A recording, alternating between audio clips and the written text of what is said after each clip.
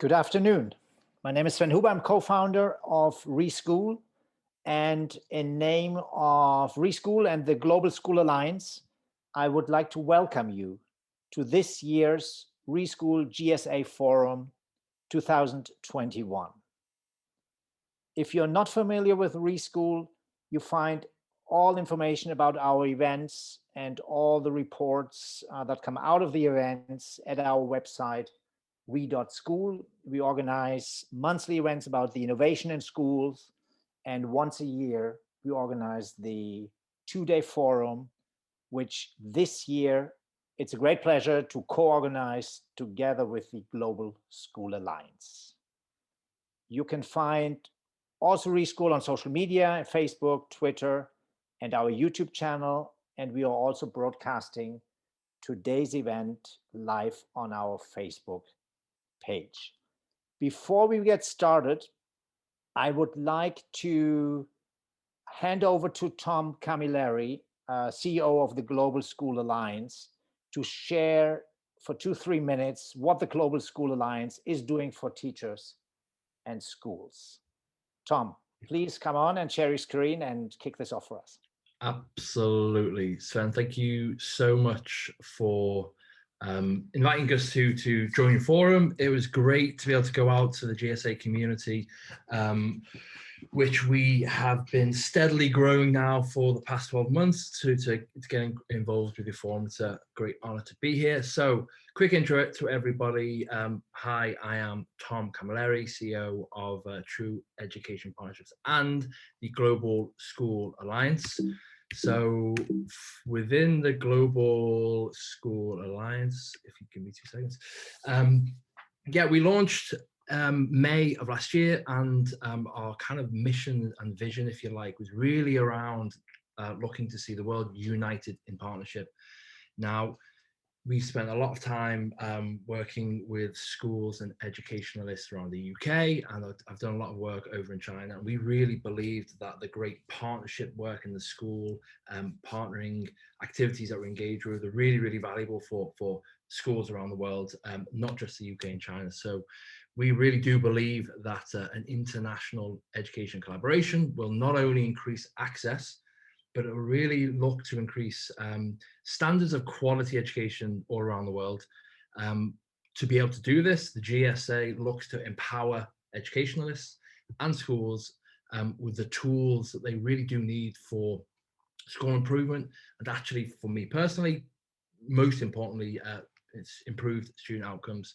So there are a number of different ways within which you as an educator can engage with the GSA, whether be a member for your school, whether as an ambassador for yourself or as an ambassador pro. And these are really for those individuals that are not just frontline educators, but have the passion and energy to really spread the ethos that GSA is all about. So we, in the first 12 months, managed to get into over 85 different countries, 3,000 plus members, and the over 200 partnerships that we've established. Some of the regular activities that members of the GSA get to engage in are very much around conferences and events. So we started with our virtual conferences, which happen once a month, and really about providing a platform for leading educators on the front line to get up and share their stories, share what works for them, share all the great impact that they're able to have in their community, and therefore pass on that good news, that good advice, suggestions, and experience about how potentially in your education setting you can take those skills and those tips and really look to implement. So we've developed this out into a number of different events. So we will be running basically one a week for slightly different focuses. One of the key things that we're really passionate about at Global School Alliance is about becoming this award-winning global school. There isn't really a great pathway established out within the education sphere, if you like, around the world, which breaks down, okay, what partnership work should be implemented and how can that be awarded and celebrated. And the British Council forever and a day with the International School Awards have done something similar, but with our approach was a lot more of a cohesive way of measuring your progress and connects directly to activities that will, raise the standards of becoming an award-winning global school, like virtual partnerships, like attending events within the community, like setting up sister schools, and hopefully, fingers crossed, when the world opens up again, to really be looking at immersive education experiences again. Another element to it is really focused around student council, which has been absolutely, going swimmingly. It's really, really empowering to see the next generation of those actually in education today, hearing what they have to say about the design of their future, the design of the education system that they're in. So not only are we able to kind of curate a conversation with educationalists who are on the front line of delivering education, but also the students that are receiving it. So it produces this really lovely balance of progress and innovation. Another element to it on the platform is around groups, being able to come together to learn from one another, but also to partner virtually online. Within the partnership scope, there are a number of different competitions that we will be running. So whether it be focused on a specific theme, we tend to connect these challenges and competitions to the UN's SDGs, so the United Nations Sustainable Development Goals, which is a really good opportunity for students and schools to come together to collaborate. Thank you so much again. This is a super quick intro. If you guys would like to learn any more, especially around the award-winning global school, it takes 2 seconds to fill in. Just go to globalschoolalliance.com and you should be able to find your way around there. Thank you so much, Sven. Back over to you. Perfect. Thank you very much, Tom. Thanks for co-organizing this event this year. And yeah, I think we are ready to go.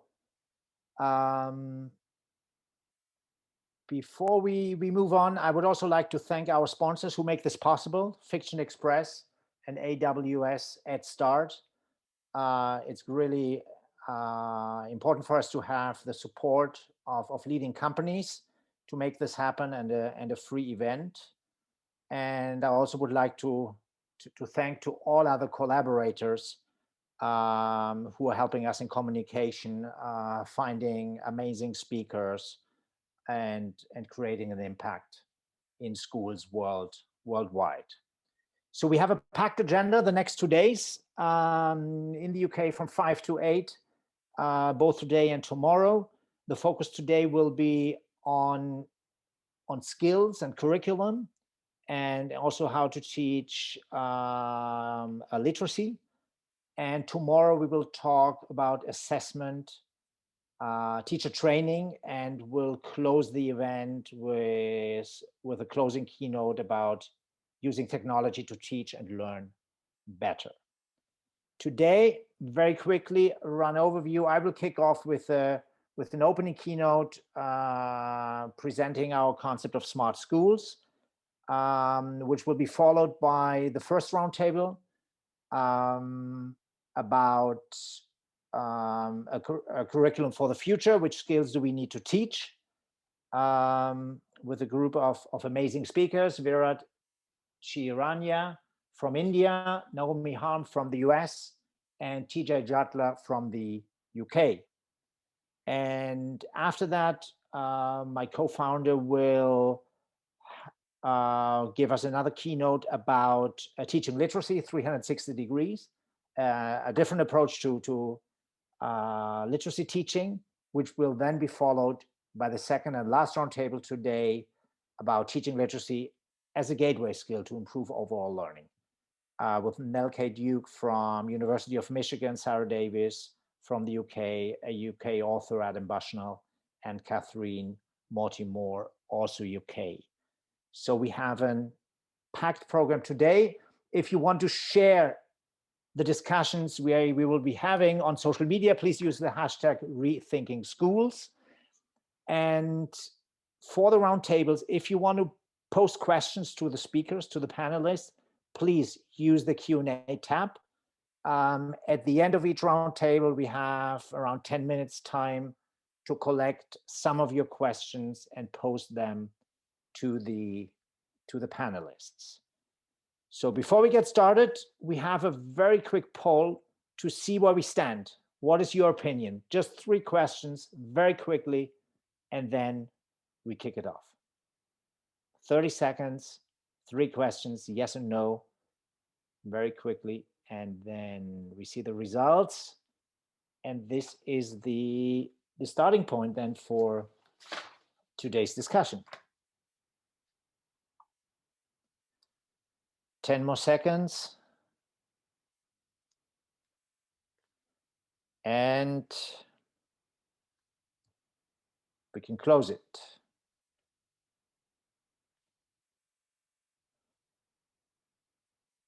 So 26%, 1 out of 4 believes that schools in general are teaching the necessary skills pupils will need in 2030 or 2040. Only 1 out of 3, 30% of the teachers here today feel that they are sufficiently prepared to teach those skills, and we will discuss later today which are those skills actually. And only 26%, again, 1 out of 4 schools, according to the opinion of our audience today, are using technology and edtech solutions to its fullest potential to really drive personalized learning. So it looks like there's a lot to do, a lot to talk about, and it's a great pleasure to kick this off. To get us started today, I would like to share with you some thoughts I recently presented at a TEDx talk. And over the next 20 minutes, more or less, I would like to invite you to imagine with me the school for the future, a school that really prepares our students for the 21st century. Over the last 100 years, technology has changed our lives dramatically. We invented factories, mass production, cars, planes, during the second industrial revolution around 1900. In the middle of last century, during the third industrial revolution, we created computers, started to digitize our world, and went to the moon. And today, in the age of Industry 4.0, we rely on the internet in our lives and 24/7 connectivity. On average, we have more than 80 apps on our smartphones. Very soon, if not already today, IoT, AI, AR, and VR will be part of our lives, both at home and at work, and why not in schools?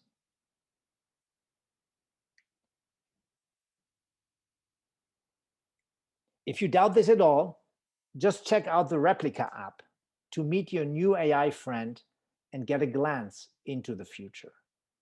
But it won't stop here. One of the fascinating questions of the future will be how humans and machines will collaborate in the workplace. The fifth industrial revolution is just around the corner. And the question is, how do we prepare our pupils for this world? Looking back, we have come a long way in the last 100 years, haven't we? Compare Tesla's self-driving electric car with Ford's Model T, introduced to the world just 100 years earlier. Imagine a hospital room in the 1920s. Probably nobody from the 1920s would recognize a hospital room today. Now think about a classroom. In the 1920s, it looked like this. 50 years later, in the 70s, when I started to go to school, and today, what comes to your mind? At the core, while cars and hospitals and many, many other things in our lives have changed really dramatically, at their core, classrooms and schools look much the same today as they did 100 years ago, when learning was focused on standardization, when the main objective of schools was to prepare boys to work in factories and girls to raise their children at home. In 1920, a class had a teacher, 30 or 40 students, and a blackboard. Today, a teacher, 30 students, and a blackboard. In 1920, learning was mainly teacher-led and instructional. Today, in most schools, I would say, learning is still mainly teacher-led and instructional. In 1920s, students had to memorize a lot of content just to pass a standardized test and then forget most of it. Today, you get the idea. Think about it. Technology has changed profoundly all aspects of our life. But I would argue that our education systems and schools have not kept up with this change. And I strongly believe that we cannot prepare our students who will leave school in 2030 or 2035 for the world they will be living in by pushing them through an education system that looks much the same as it did 100 years ago. Over the last 10 years working in education, I concluded that we need to question the status quo of today's schools on 5 levels. I call it the smart school model. To build smart schools that prepare our children for the future, we need to question and rethink the skills we teach, the teaching methods we apply, the way we assess learning, the spaces and rooms where learning is taking place, and finally, the role teachers play and how we need to train them. Let's have a closer look at the smart school model. What if schools help children build their purpose in life while teaching a curriculum for the future? Who cares about what you know when Google knows everything, right? Soon, when machines and AI have taken over most of today's jobs, knowledge will still be necessary, but not sufficient. The question then will be what our kids can do with their knowledge. To solve problems creatively, knowledge will still matter, but skills will matter more. Imagine the creative and entrepreneurial power we could unleash in our kids if schools focused on teaching the skills we all know will make the difference in the future. Communication, collaboration, critical thinking, and above all, creativity and empathy. In those skills, humans will always be better than machines. But we can't teach them as a general ability if at the same time we keep teaching shallow knowledge in all subjects, measuring learning by the amount of memorized facts. According to Professor Keith Sawyer of University of North Carolina, the best way to teach creativity is to teach creative knowledge in all subjects. The same holds true for all other skills. The good news is there are people out there who are working on new approaches to teach those skills, to help us as teachers in schools teach those skills. For example, Malaysia-based edtech startup Youthtopia, who's building a platform with custom-made games and interactive instructor-led activities to help pupils think critically, solve problems creatively, and communicate effectively. Motivation is another crucial ingredient for meaningful learning. As Stephen Kotler, best-selling author and performance expert, describes in his book, The Art of Impossible, motivation is the sum of drive, grit, and goals. And the most potent intrinsic drivers are curiosity, passion, purpose, autonomy, and mastery. Imagine a school that stimulates their students' curiosity, helping them discover their passions and leading them to build their purpose in life. A school that gives them the necessary autonomy to reach true mastery in all they do. On top of skills, we stack the second layer, methods. What if learning in schools were both effective and fun? Kids learn profoundly by applying what they learn. As brain coach Jim Quick points out in his book, Limitless, knowledge by itself is not power, it's potential power. It only becomes power when we apply it. Imagine a school where learning is 100% learning by doing, no textbooks, no memorizing of facts without context, but learning with focus on real world problems that promote learning across disciplines with a lot of room to improvise and the process to reach true mastery. Imagine a school where kids immerse themselves in project-based learning experiences, a school where peer learning is the norm, not the exception. When children teach each other, they get to learn it twice. Imagine a school where learning is a journey to discover answers to why, where how might we questions and problems lead to authentic learning adventures. As an example, Keynote Science is a Finnish edtech company that creates learning modules that combine play, story, imagination, and science skills. Focusing on the age between 3 and 8, Keynote Science helps to enhance science experiences, sparking the interest at a very young age. And this actually is a good example for a change of the paradigm that is so much needed, from learning by listening to learning by playing and doing, while enhancing creative knowledge and asking questions instead of answering previous knowledge. Another example is Immerse, a platform using virtual reality to ease the learning of languages to their users. Immerse allows students to practice their language skills with structured learning experiences. Equipped with a VR headset, students use avatars to communicate and practice their English through a range of topics and themes. And there are many, many other examples out there. The third level is assessment. Research shows that even students who do well in exams often don't understand the material in today's schools. And the skills we need to teach them for the future can't be measured by standardized tests anyway. Imagine a school without exams. Continuous feedback from teachers, peers, and AI makes exams at the end of the quarter unnecessary. Short feedback loops allow students in real time to identify learning gaps, and technology proposes personalized learning paths to close those gaps. Today, we have a number of edtech platforms available to support us. For example, PeerGrade, a Danish company that allows students to give each other anonymous feedback on assignments set by their teacher.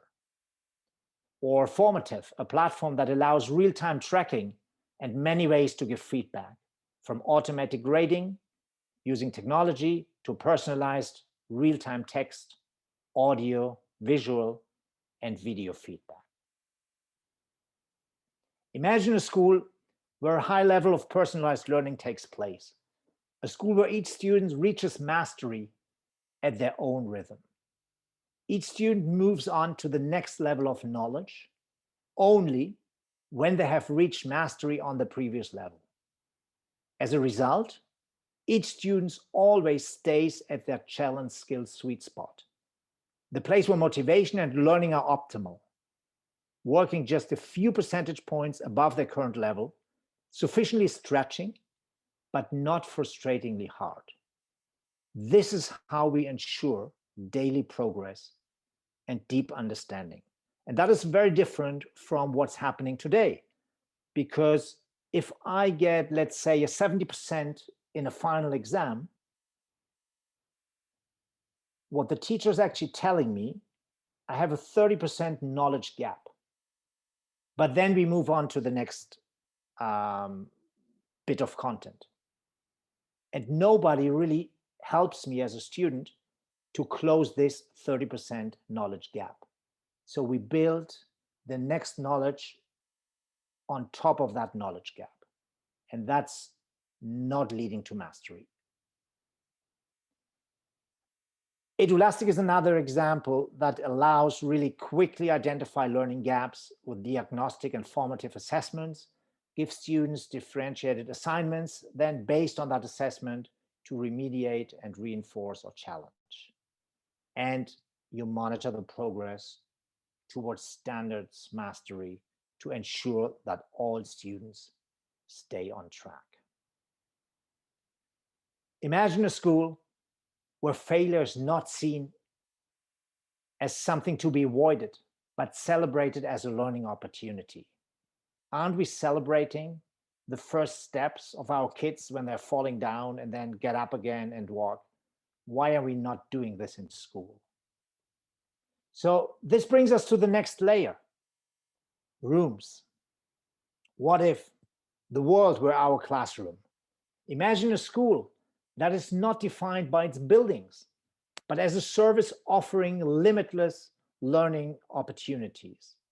A school that offers physical learning and maker spaces, combined with virtual learning environments and spaces created by augmented reality.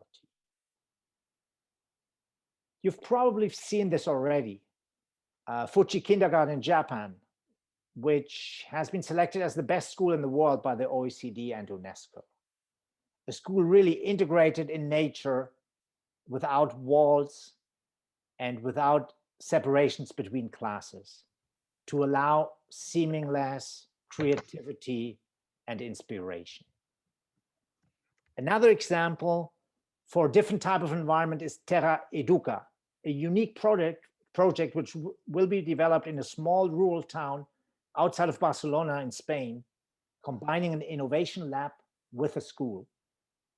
The innovation lab's objective is the design and experimentation and development of solutions for the 17 UN Sustainable Development Goals, SDGs. And the pupils who will study in the school next to the lab will be able to learn from and with the experts working in the lab on solutions for the future. This is real life learning, not textbook learning. And I'm really looking forward to see this project become a reality soon. Imagine a school where learning groups are not defined by the age or where you live. A school where students learn with and from students with similar curiosities, interests, and learning levels. Imagining a school that offers limitless learning opportunities. Technology facilitates interaction and collaboration among students from around the world. Students are not limited to the courses of their local school or the knowledge of their local teachers, but can access online classes from schools around the world.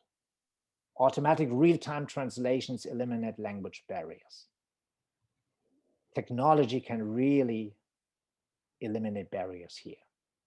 We are living in an age of innovation. Technology will further change our lives and our work and how we study.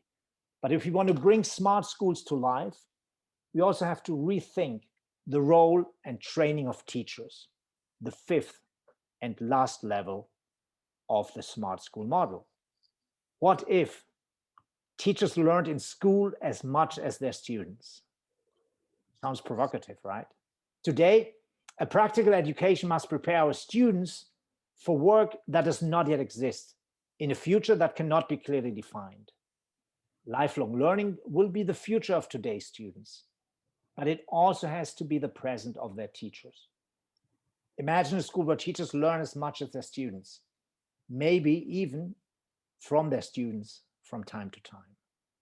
Imagine a school where teachers constantly learn from each other, both within their school and globally. Think of the learning potential if a teacher could zoom every week into a class of a different teacher in a different school or a different country, just to get inspired, to learn, and to give feedback. I, as an entrepreneur, have a couple of mentors in different countries who are in a similar situation and maybe a little bit more advanced, so I can learn a lot from them. Why are we not building systems like this for teachers as well? Imagine a future where teachers are not seen as the all-knowing professor, but as true coaches and mentors who help their students discover their passions to build their purpose in life. Because once students understand why they learn what they learn, mastery will be the result. We need smart schools, schools that adapt to a fast-changing world. We need a paradigm shift to educate our children for the future, not just a little bit more group work or projects or teaching of coding and creativity. We need to teach our kids to learn to learn. In fact, I believe learning to learn will be the ultimate skill of the future. In a way, the killer app of our schools. You might not agree with all the details in my vision, and that's entirely okay. We are here to discuss. Furthermore, different environments, countries, or realities will doubtless demand specific solutions. Therefore, we shouldn't worry about the specific answers, but about asking the right question. Let's do it for our children. Of course, change is hard and complicated, but it does not mean it's impossible. And it might be expensive, but no doubt the COI, the cost of inaction, would be considerably higher for our societies. Technology allows us to create a better, more personalized and more inclusive education for all. But technology will not be sufficient. We also need to empower the human aspect of teachers as true mentors. Let's not wait until somebody else makes the first step. I'm convinced that the only way to change our education system is from within, lesson by lesson, classroom by classroom, one school after another. Let's start rethinking schools. Dear teachers listening today, let's be smart. Let's apply our knowledge to turn it into power to change what needs to change. Here's my challenge for you. Share and discuss the what-if questions of the smart school model with your colleagues to find your answers and your vision. And discuss them as how might we statements. Look for what's possible, not for the barriers. Start with small, simple steps. Start today. Over the next 2 days, we want to discuss with you and our expert speakers those questions to create a vision or a possible vision of how this change might look like. Thank you very much for joining us at the Re.school GSA Forum 2021. With this, I'm very, very pleased to hand over to my co-organizer, James Blomfield from the Global School Alliance, who will lead and moderate the first roundtable today. James, up to you. Sven, thank you very much, and good evening, good morning, good afternoon, wherever you are. The title of our first roundtable today is A Curriculum for the Future. Which skills do we need to teach? According to the World Economic Forum, Education 4.0, we must adapt to equip children with the skills to create a more inclusive, socially cohesive and productive world.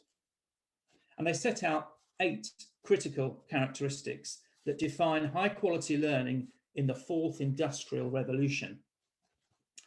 Over the next 55 minutes, we want to explore which skills will be more useful to 21st century students and how they should be taught.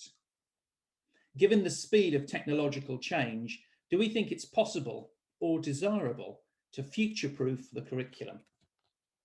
To discuss these critical questions, it's a great pleasure to welcome this evening's panel of future thinkers. And we have firstly, Virat Chirania. He is from the Art of Living Foundation in India. Dr. Virat is a TEDx speaker, a global yogi, and a meditation coach. He holds a PhD in emotional intelligence. He quit his corporate career to train young adults on soft skills and mind management. Secondly, we have Naomi Harm of the Innovation Educator Consulting Network. She's also author of The Unique Individual You. Naomi is an EdTech influencer, women in leadership strategist, and entrepreneur.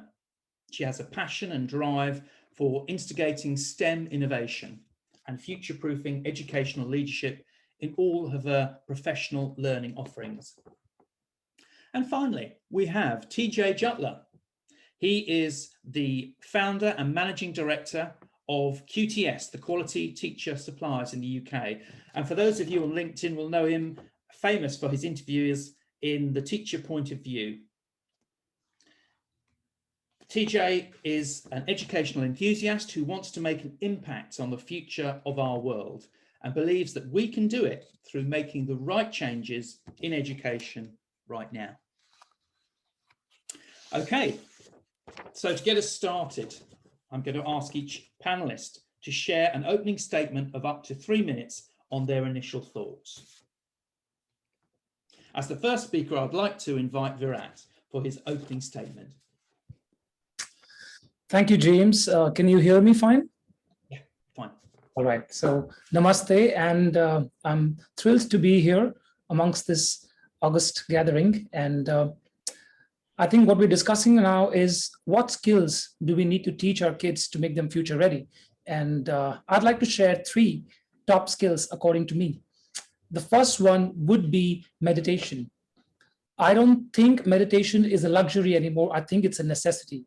And there is no too young or too old an age to meditate. I know kids who start meditating at 5 years and 6 years, and what they have, which others might not have, is called intuition, which is a priceless skill to nurture given the uncertainty of the future. So preparing kids to deal with stress, to deal with failure, to handle anxiety, to handle their mind is critical, because if you can win over your mind, you can win over the whole world. So that's the number 1 skill for me. The number 2 skill for me is creative thinking. The future is uncertain. We are in an environment where these kids will grow up and work with technologies which are not born yet. They'll work for companies which don't exist right now. So there is no way you can prep them for a particular job. You have to prep them for a process of thinking, a thought process. You have to train their minds to think on their feet and think differently, laterally, and succeed given the constraints. And for that, we need to teach our kids to innovate. So the first skill was more on intuition. The second skill is more on innovation, given the constraints. And then the third skill, according to me, is intelligence, but not just the age-old take on intelligence, which was primarily intellectual, the IQ. This is the age of emotional intelligence, spiritual intelligence, and cultural intelligence. We're going to have these kids work in very, very diverse environments.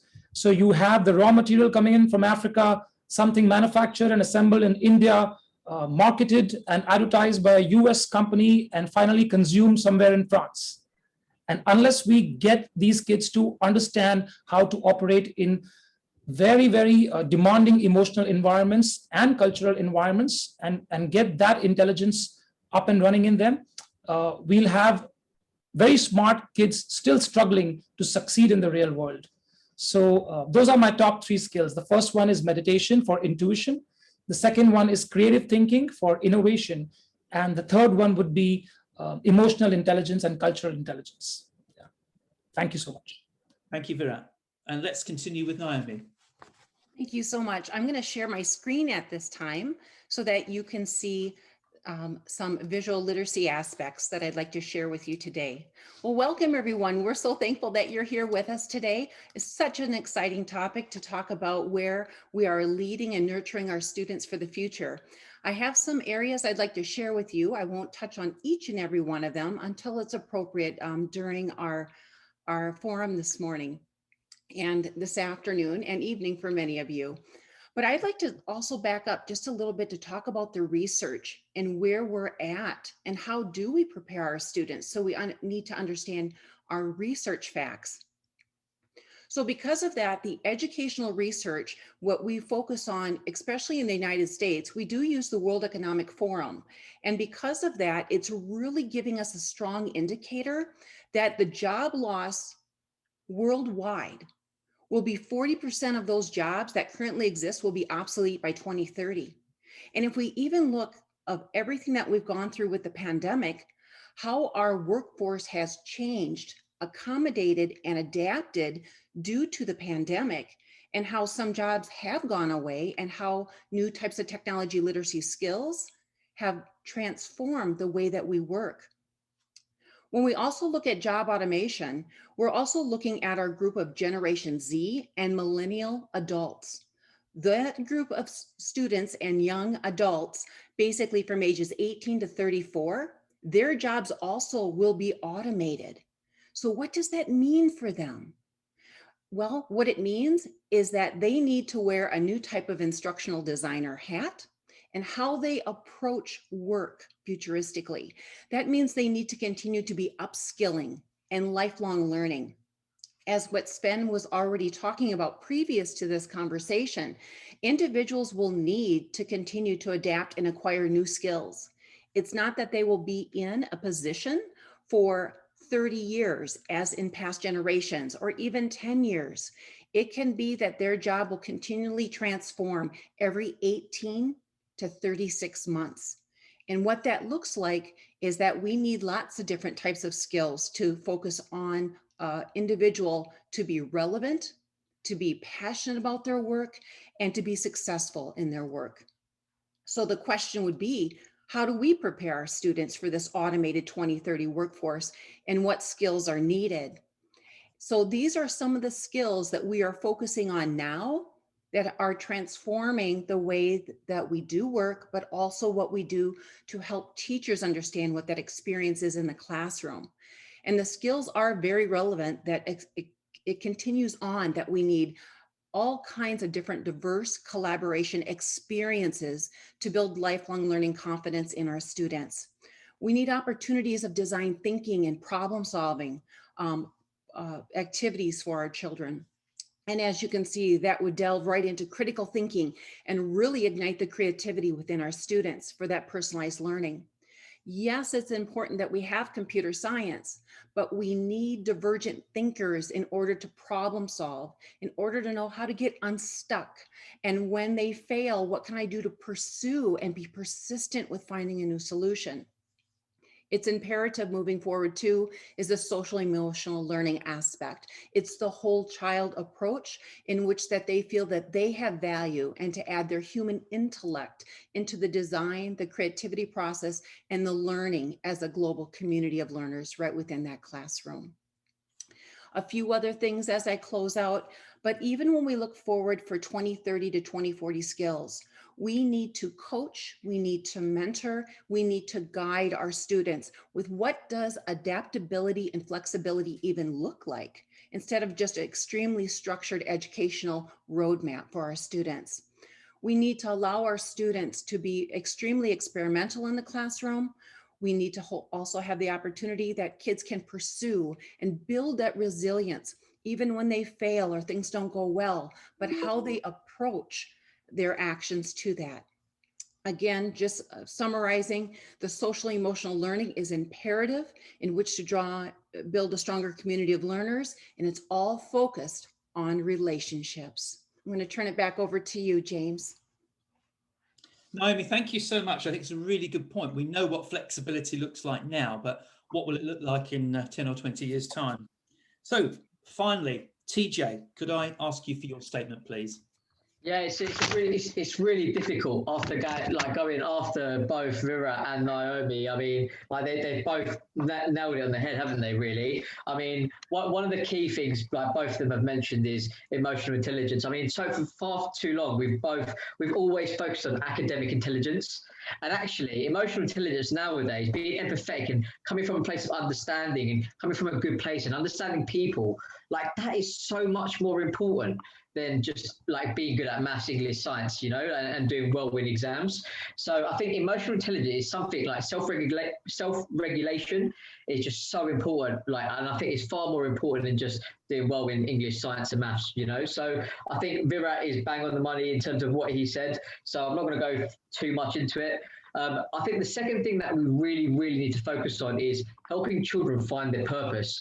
I'm not saying that children need to know exactly what career and what job they need to go into like when they're 16, 17, because I almost feel like we do an injustice by expecting them to go to university and knowing exactly what subject they need to study, go get a 40 grand level of debt and then not get a job at the end of it, right? But I do feel like we have a duty in education to help children find out what their purpose is and what kind of person they are and what is important to them. So they realize in 20, 30 years time, like they've got a place, they need to, like that is where what they can do for society that is going to make society a better place, you know. And I think that's where we kind of let them down. Like we're so like systematic, like as in like we have to do really well in passing our exams, then we have to go to university, then we have to go get a degree, and that is, it's just so like regimented, and that is actually completely the opposite of way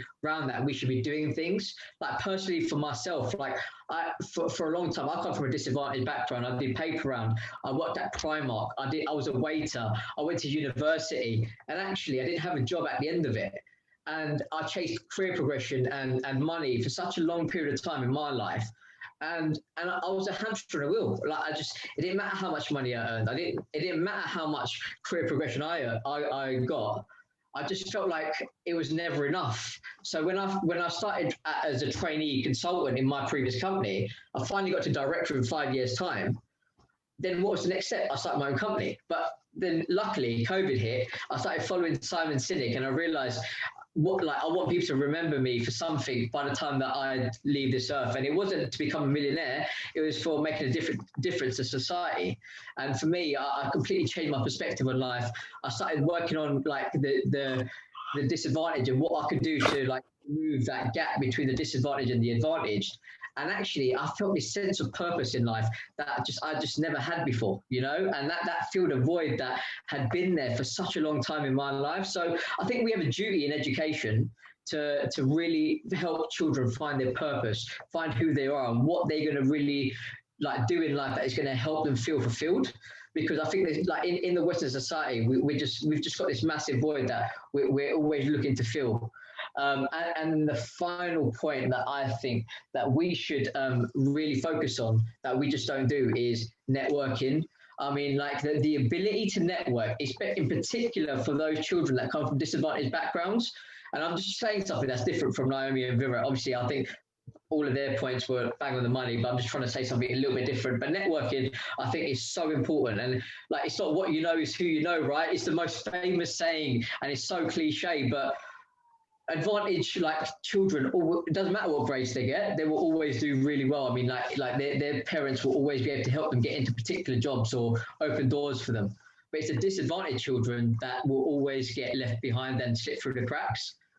But networking, if you can do that really well, like you will be able to open doors for yourselves that like you just won't be able to create otherwise, you know. And we just let those children like just slip through those cracks. But we teach them how to network, how to like understand financial literacy, like how to save up for a mortgage, tax, all of that sort of stuff, like the basic stuff in the 21st century that is so fundamental to success. I think we can change more lives than we realize. TJ, thank you very much indeed. Yes, I agree. Finding a purpose, that's so important. So after these initial ideas, we're now ready to set the context of our conversation. In today's fast-moving world, where employment is changing rapidly, as we've heard, and traditional jobs are becoming obsolete, is teaching to a predefined curriculum still relevant? The writer and educationalist Mary Myatt says that curriculum is content structured as narrative over time. So which narrative are we teaching, and which time does it relate to? Naomi, would you like to start us off? Yes, I would like to start us off. And again, I'll share my screen. I have a few things that I'd like to talk with and share with each of you at this time. I'm going to just continue on where I left off. And when we talk about, is the curriculum at this time even relevant for what we're trying to teach our students to gain and be successful by 2030 and 2040? If we look at the current curriculum, it's pretty stagnant in some areas, but it depends if the curriculum is offered, that it's offering more real world opportunities to connect with experts and to learn from even their previous generation of learners. We need more opportunities for peer coaching that should be taking place from even our students that leave the K through 12 system, that they can come back and help mentor and coach even our students at that high school level. So in order to move on to have things more relevant, we need more of a structure of a curriculum that is infused with the type of learning that excites our students. We don't ask them enough. How do they learn? Where do they learn best? And why do they learn the way they do for them to feel successful, confident, and also to bring about that most curious and curiosity learning moments of time? So because of that, looking at some other research that I've also done with ISTE, the International Society for Technology and Education, and our Canadian collaborative, we designed and put together 2030 job task and skill cards.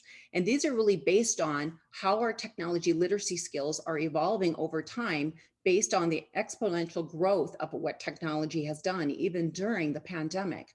So these job task cards allow students to wear a new designer hat, but also a hat that is futuristic. Some of these have actually started to come into play in our real world right now when we talk about 3D designers or artificial intelligence as an architect as part of that. But what does that look like? What does it feel like? What does it look like when I'm in the classroom taking on this type of real job scenario? But what does it look like when I'm in the workforce? So we need more job partnerships, not only with our universities, but also with what we have offered in our world. Students need to experience the realism of what work is and how it's evolving. So again, these are 2030 job task cards. There's 27 learning scenarios also with the description. So I'll share this in the back channel chat area with you. But when we look at today's students, which you had just mentioned, James, a moment ago, we talk about our Generation Z and our Alpha students and even our Beta students that are coming that aren't even born yet. What I find amazing about this is that our Generation Z students, those that are kiddos from 4th grade on up to high school right now, are really the entrepreneurial generation. They want to be an entrepreneur. The tomorrows.org Speak Up survey also notes that when kids were interviewed and surveyed, 82% of them said they want to own and run their own business someday. If that research is still true today as it was 6 months ago, our curriculum is not valid. We're not even teaching or coaching or preparing our kids what it is to be an entrepreneur. So because of that, our Generation Z students, what I find just so amazing is that they're so empowered to build community and build those relationships amongst their peers. They trust their peers more so than they do as us as adults. And our previous speaker, I loved it when he talked about the relationships, but also the networking. That is spot on. These kids are social entrepreneurs already, and they are driven to change the world because they don't ever want to be in a pandemic ever again. And they are setting it out to create new solutions that we've never seen before. So their thinking and their mindset is so different than what we have. The other thing, when we talk about our Generation Alpha students, these are our littles from 3rd grade down all the way to preschool. These kiddos are really so amazing. They're so technology literate, or even if they haven't had the experience of the technology, everything is a touch and a tactile world to them. They're multifunctional with the sensories that they have. They usually learn through 3. They need first the visual, they need to hear and see, and then they need to touch. So because of that, these are the kids born exclusively of the millennial generation. And what I love about this is that they're not afraid to use the technology or to figure out when I'm in a maker space area, when I'm building, creating, and making, they'll continue to work with each other, converse with each other, and ask questions that we as adults sometimes are a little bit more rigid or drawn back, that we don't want to look like we could fail. But these kiddos are just absolutely amazing, that everything, again, like I said, is touch, and they build and they create. And by the way, here's my little plug. This is my little 7-year-old granddaughter. And why I brought this in is because everything is passion-based learning. She totally loves science, and I want that gift and love for science to continue to follow her for a lifetime. But that means we need to afford each and every one of our children of every ability their pursuit of happiness, to follow their dreams of what is their purpose in life, of what they want to pursue to contribute to a greater world of good. Right now, her world is camping. So on weekends, they go camping with their family. Everything comes through, and she loves to build with Legos. So that spatial relationship of how things work and put together, and then to deconstruct and then to debug. So she's interacting and building her world in with everything that she does. The last thing I wanted to say about this, and this can support our curriculum focus, is think futuristically now, that this generation alpha, these are their kids from 3rd grade all the way on that are still being born yet. These children will have surgeries by robotic surgeons, and the millennial parents will okay this.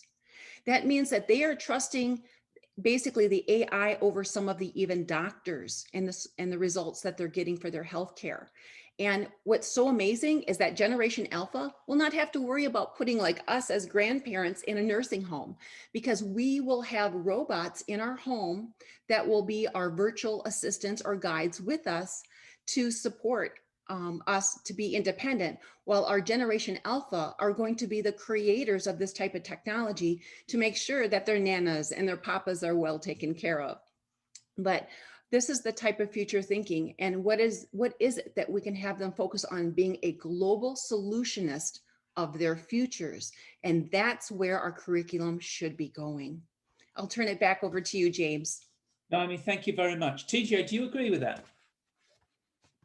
I mean, Naomi, I think we should definitely link up after this. I mean, it's the first time I've heard Naomi speak, and I'm just so blown away by everything she's saying. I mean, there's a lot that I agree with. I mean, I can't really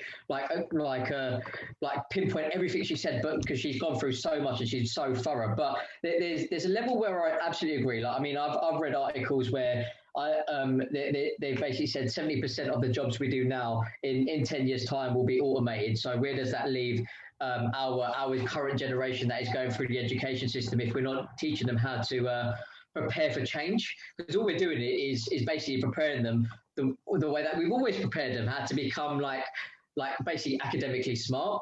So Naomi's absolutely bang on the money, you know. I know she's bang on the money in terms of technology. There's one thing that I would say as a counter and playing a little bit of devil's advocate is they've actually been given a really bad hand out this generation, right? Because what a lot of people forget that is like the way that social media releases dopamines is very similar to the way that gambling does, alcohol does, cigarette does, you know, like drugs do. Like it releases a level of dopamine that actually we don't regulate, you know, and all of those things have an age restriction, but social media is given to children from the age of like 10, 11 years old, and they're allowed to go completely wild with it, right?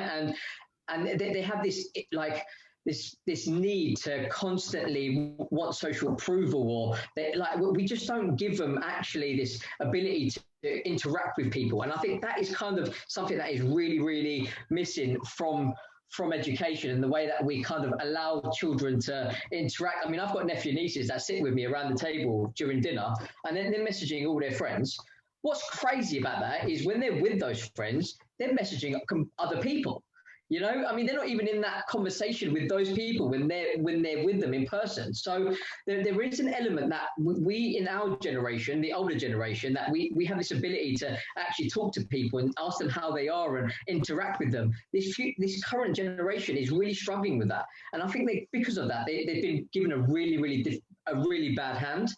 And I think there's something that we need to do about that to make sure that they continue to be human beings. There's a reason why most of the jobs will be automated in 10 years' time, is because we don't really actually interact as human beings anymore. You know, like that is what we're missing in our current, in our future generation. And I think we have a duty in education to make sure that we are making sure that they are still human beings, and they come from a place of love, understanding, compassion, as in looking after each other. But Naomi made a really good point in terms of entrepreneurship. I mean, I read an article by Forbes a few weeks ago, and they said there'll be 75 million new businesses, new home-based businesses, and we don't teach any of our children entrepreneurship. I did a business management degree, and there was not one module that taught me about entrepreneurship, to the point where I actually left university because I just felt it wasn't for me. I went 40 grand debt and I didn't get a job at the end of it. You know, I mean, we don't teach people how to become leaders. There's a lot of head teachers that are in our education system that are people in power, but not leaders, you know, like they're not ones that create a vision and like take people on a journey with them, like our parents, our students, our staff. We don't take them on a journey with us. We actually just tell them what to do, and it's a dictatorship. I mean, that is not leadership. That's people in power, you know, and I think that's something that we need to change in the future. I mean, Naomi's bang on the money. We want people that are problem solvers and like industry changers, you know, and I just think that right now the current education system isn't providing that. TJ, thanks very much. Virat, would you like to add to that? So I think there were brilliant points made by the speakers, Naomi and TJ both, and I couldn't agree more. In fact, it's interesting, I had jotted down some similar points, and that's the fun of being on a panel which is so enlightened. I think for me, I need to ask a very basic question, which is, what's the purpose of education? What are we trying to achieve over here? Because whatever is the purpose of education, the curriculum always follows that. So at some point, the schools and colleges were basically manufacturing units. They were treated as manufacturing units, a mass production of skilled labor. And that is why the curriculum was dominated by what the industry needed. It didn't matter what the kids wanted or what was the need of the hour. It was the companies which were sponsoring those schools and those educational institutes. And they demanded skilled labor, and that's what the schools were providing.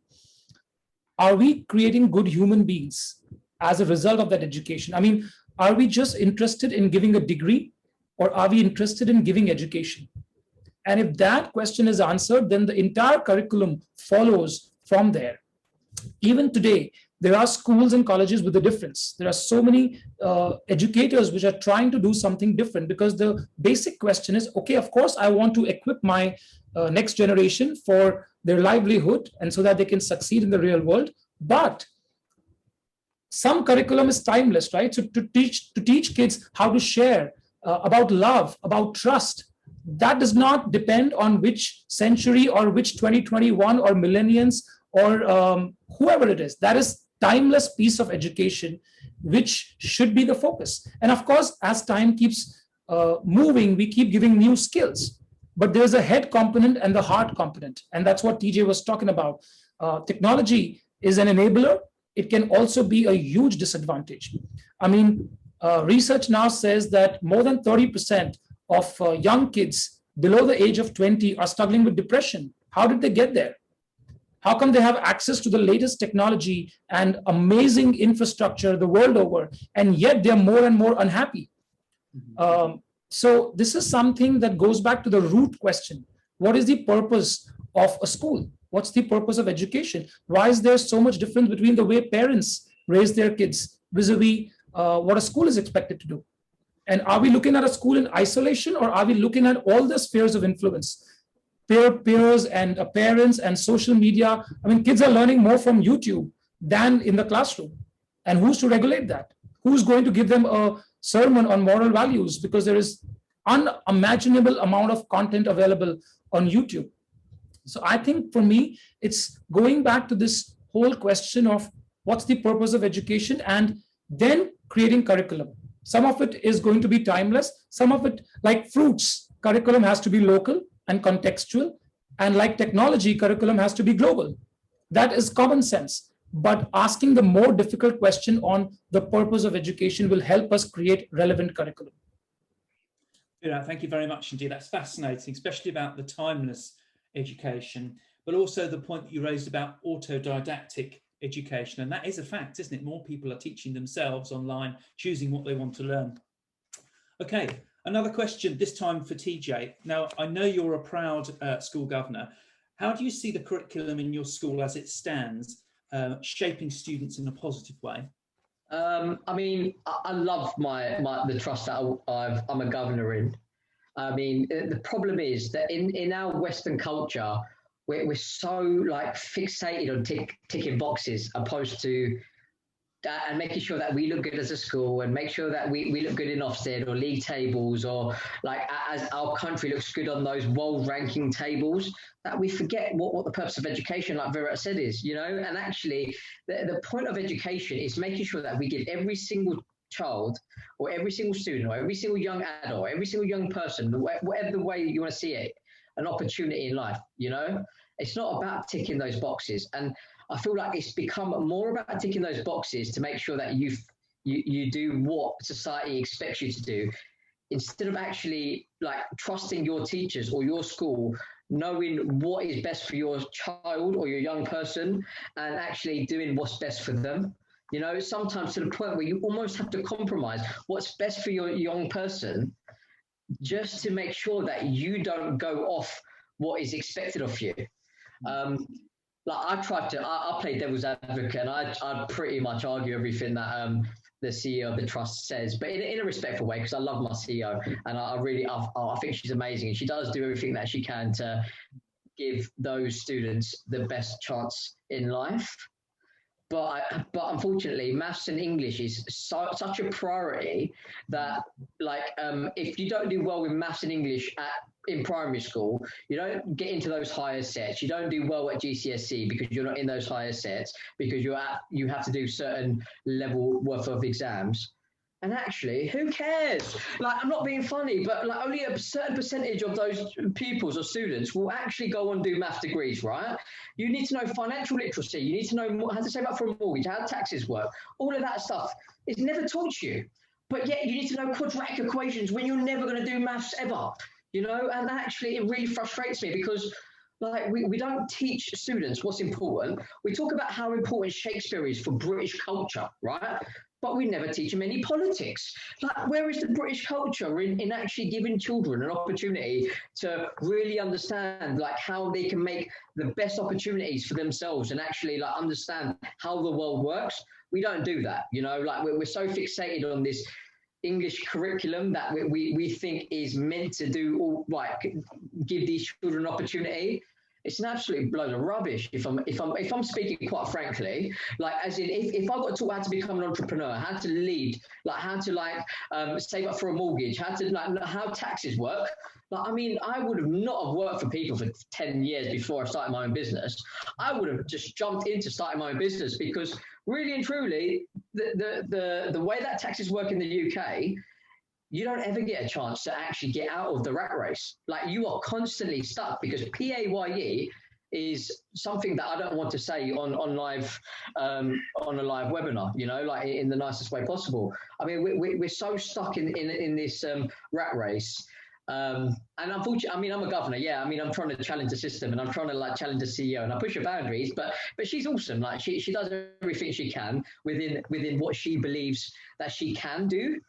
As in, I'm just here to just tell her that, like, I don't really believe in the system. Yeah, that's the great thing about being a governor. You can hold the leadership to account, and I'm sure that you do that really effectively. But your passion comes across. Virat, I was going to ask you, according to the UK Department for Education, progress in curricular terms means knowing more and remembering more. Do you think that's an adequate description of what success in the curriculum looks like?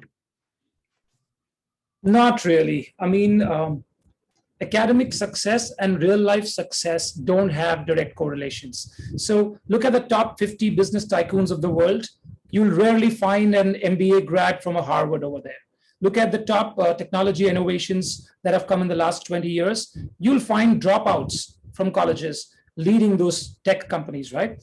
So not that they're not intelligent, but the parameters to measure success in a regulated environment, which is again, mass production of kids, 70, 100 kids in a class, they have to be graded on the same questions, does not allow you the freedom to individually grade people. In fact, a lot of colleges have something very funny. They have something called as relative grading. A lot of top T schools have relative grading. Relative grading basically means for me to succeed in my class, it's not enough that I do well. I succeed when others in my class do not do well. That's what relative grading is. So the whole preparation for me is not to share. It's about individualism versus being there for the society. So I have nothing against good colleges. I've always been a topper in my class. I studied in India. I studied in the US. I did my PhD. So I love the passion with which academic learning happens. But to say that if I were great in school, my chances of success in real life are high is definitely not true. So we really need to turn this around and again go back to, I think, I forget who, either Naomi or TJ said it, but what's the purpose of that child? I have friends who were in school, they were useless in school as far as the teachers were concerned. They were written off completely as the backbenchers. They're not going to do anything in their life. And today, those guys actually employ the toppers of the class.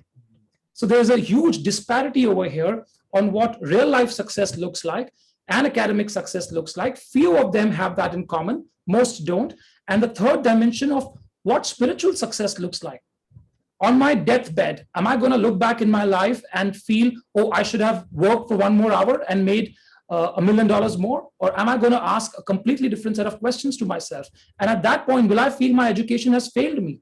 My teachers have failed me? Because although I was a success in the corporate world, I was an unhappy man. So I'm saying that without being very philosophical or ideological about it, we need to marry these things together.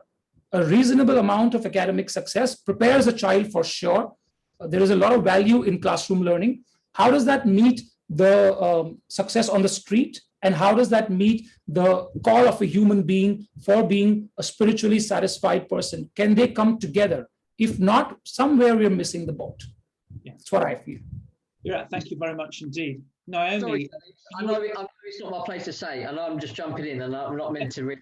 But can I just add to what Virat said, because he said something really important about like those that don't do well academically and they employ certain people. But on the flip side, those students that are really intelligent, like in terms of street smart or like ways that they can make the best out of a situation, and actually they get written off, so they go through their whole life thinking that they're actually not good enough.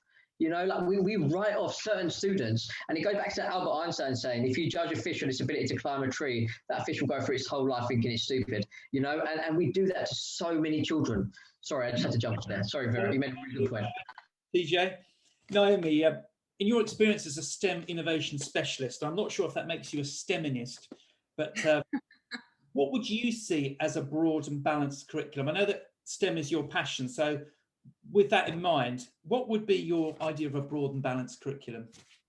Okay, I have some more visual literacy points for you that I'd like to share. And it very much is my passion. I love it. I think I was born in the womb with this focus to lead and to inspire others with STEM. I grew up in Northeast Iowa, very, very rural and impoverished community. Nearest town was only 126 people. So my influence and my mentorship came from my father growing up on a dairy farm. And I learned how to drive tractors, chisel plow. By the time I was 9 years old, I was already milking 120 cows in a stanchion barn. So when you look back to where we were 40 years ago and how the technology has changed, that influence and those experience really cultivated a strong STEM growth mindset within me personally, and my passion to share with others. So I want to take that passion on and to mentor and role model for girls that do not have the opportunity or do not have the access and the resources. And that is clearly the differentiator of when girls are in elementary, particularly, everyone is offered this beautiful thematic unit of study. Science and math and literacy and social studies and computer science is all interwoven. Yet when we go to middle school to high school, all of a sudden our curriculum becomes very disjointed, meaning that I have to go to math, I go to this room. I go to science, I go to this room. Everything is so separated. We need an inclusive thematic unit approach, actually K through 12, so that the kids can see the meaningfulness and connections, that everything comes together of all content area. That's real life for our kids. So when we look at the teacher's role moving forward of how to empower more when it comes to STEM, the question I continually will come back to is, how do we unlock our students' human potential to engage and prepare them for their future of work and social emotional learning and their lifelong learning skills? And this is also important to boys as well. And again, it comes back, it's been mentioned so much already. We call CTE as curriculum technology education, but we also, it's inclusive of project-based learning and also teaching the SDGs. It's imperative in which to prepare our girls, especially for their next world. What we do know about the research, if more girls are provided the access and equity to the learning resources, it's going to continue to build their lifelong learning confidence. That confidence will carry over to pursue their purpose, their passion, and their goals in life. And that is, we have research proof on this. That's why it's so important that no matter what ability any child has in the classroom, the ones you talked about earlier, that could have been the ones that are off task, or the ones that are chatterbugs that can't stop talking, or the ones that are real quiet. We need to offer choice and voice in these types of learning experiences that are both digital and unplugged activity, because there's more opportunity to continue to network and to grow with those kids side by side and to learn from one another. Personalized learning we need to afford more of, and we're not doing a good enough job here in the United States. We need more opportunities for on-demand content that kids can learn through a learning playlist. We call them Polaroid notes. Think about a Polaroid picture, but a snapshot in learning, that give me that snapshot. I can learn with it, I can run with it, and then I can dig deeper into the content to pursue my interest. Different types of micro podcasting and blogs. But what makes this all inclusive and wholesome is when we can tie in the emotional intelligence known as EQ, the relationships and the mentoring opportunities for our girls. That's when the leadership opportunities open up. That's when the peer coaching amongst girls will feel like they can collaborate instead of compete against one another. And that's why I'm so passionate about this focus.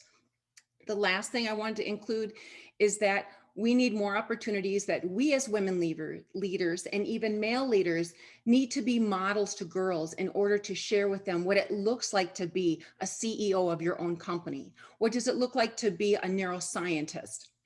And those are really diverse learning opportunities that more girls can see themselves as a resemblance of them, that look like them, that talk like them, to build that confidence to pursue their goals and their dreams.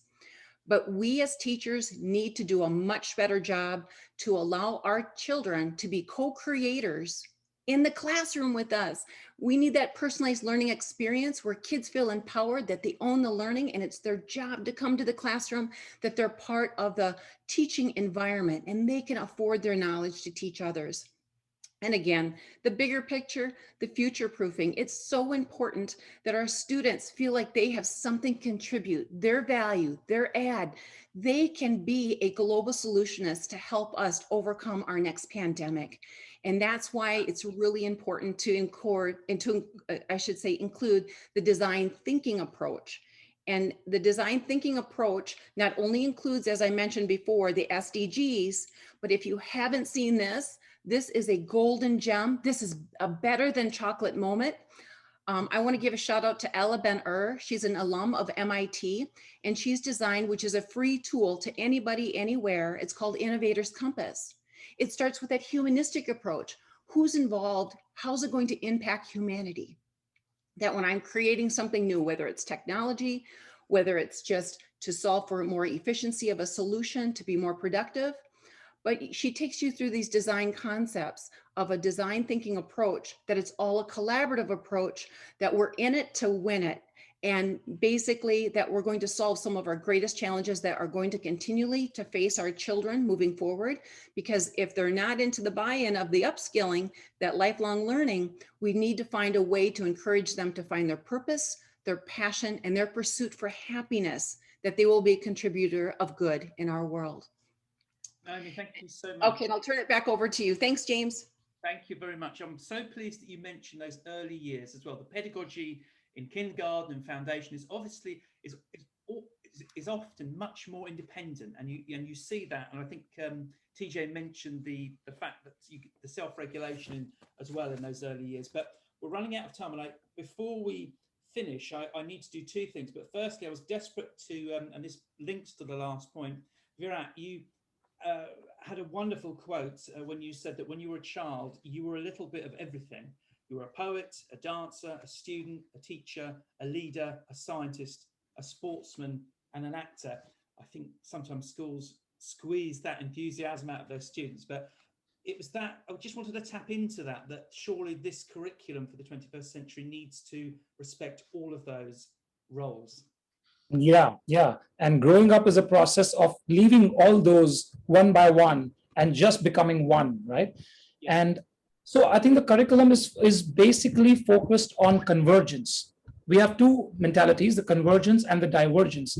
So most curriculum around the world, and I've studied in India and US and taught across the world, is very focused on convergence, meaning there's only one answer, there's only one way to do this, and it's at the back of your book and don't look.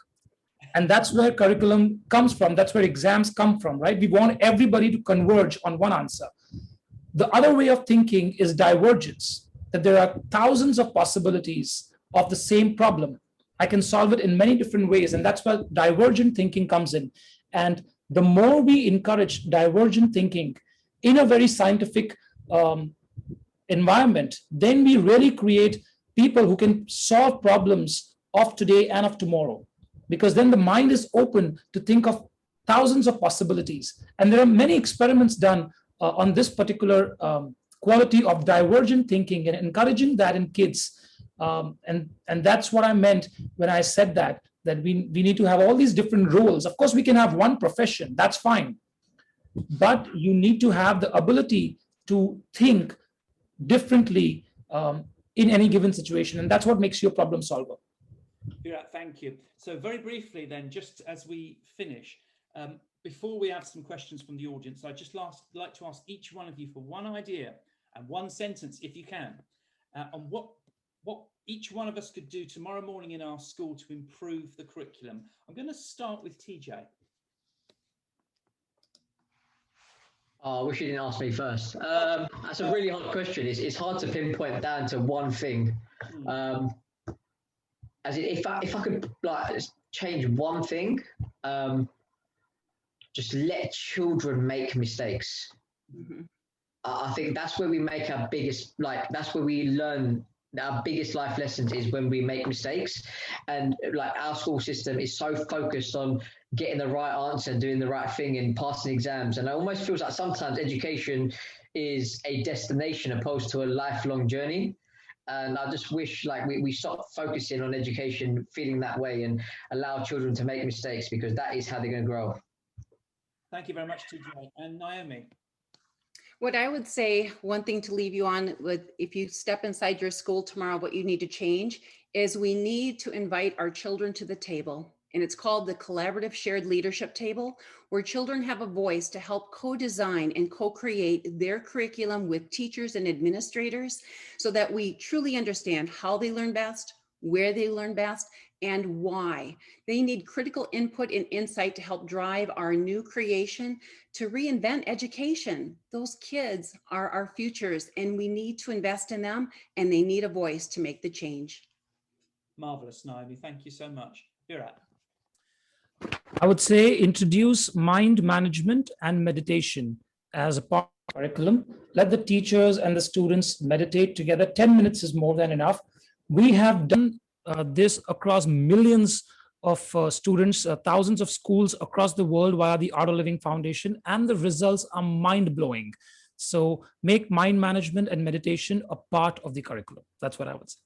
Virat, thank you. And thank you to all of my speakers, TJ, Naomi, and Virat. Thank you for sharing your points. We're going to turn now to some questions, if we've got time, Sven, from our live audience. Yes, we have time, and we have a couple of questions here, which I will read out. The first one is from Sophie Chapman. She's asking, there's a lot of talk about children finding their purpose, which sounds great, but could potentially be limiting. Would there not be greater flexibility in encouraging this idea of purpose to be embedded in learning itself, to get pleasure from the process of learning and discovery itself? I don't know, who wants to take this up? As in, I will if nobody else wants to jump in. But ultimately, I don't think. I mean, I understand what the question is, but I think we're missing the point here. I mean, ultimately, I think like we're so fixated on like a destination and like a progressive system, like we forget to start backwards. I mean, like, where do you want to end up in 20, 30 years time, you know? Like, I mean, I just feel like purpose is not about like knowing exactly what you want to do, but actually what you want people to remember you for, and actually what you want to do for society by the time you leave this world, you know? I think like we have a duty in education to for our children that have just been given the worst hand in history with the way that social media works and the way that we just let them, like, we expect them to want social approval and the way that they want these dopamines. I just think that we have a duty to make them feel as if they're more important than just like these materialistic figments of our imagination, you know? I hope that answers the question. I don't know if it does. Anybody else wants to add to this? I'll take that as it didn't answer the question. That's okay. I'll just jump in. No. Yeah, Naomi. I added a link to the back channel chat, and I just think we need more opportunities to provide our students access and equity to experiences. It's those hands-on learning experiences. They don't even have to be technology related, but it's that we can model, we can mentor, we can guide, that you're really inspiring that child to help be the filter in which that they'll decide, yes, I like this activity, no, I don't, because it helps them make those decisions for a lifelong learning. Wonderopolis is a very creative little site. Every day there's a new wonder that comes up to inspire, to ignite the learning passion within students. It provides them choice. We need to find more ways to help our students identify what their purpose is, that they can contribute to that greater world of good. Yeah, just but offering, yeah, more visions of the world, right? Right. Mm-hmm. Another question from Gerard Dumet. I mean, it's not just that. AJ, go ahead. It's about helping them understand what's important to them and what benefit that what's important to them in terms of what they feel that they can do to benefit society. It's about giving them a sense of purpose and understanding of, like, they're not just this person that's irrelevant to the world. It's about, like, they have an important voice and a contribution, you know, like Naomi said, it's about not just equality bringing them to the table, but it's equity, like giving them a voice. Yeah. Perfect. Another question about technology and income inequalities. How does current income inequalities affect arguments about tech supporting our lives? And what does inequality look like in the future?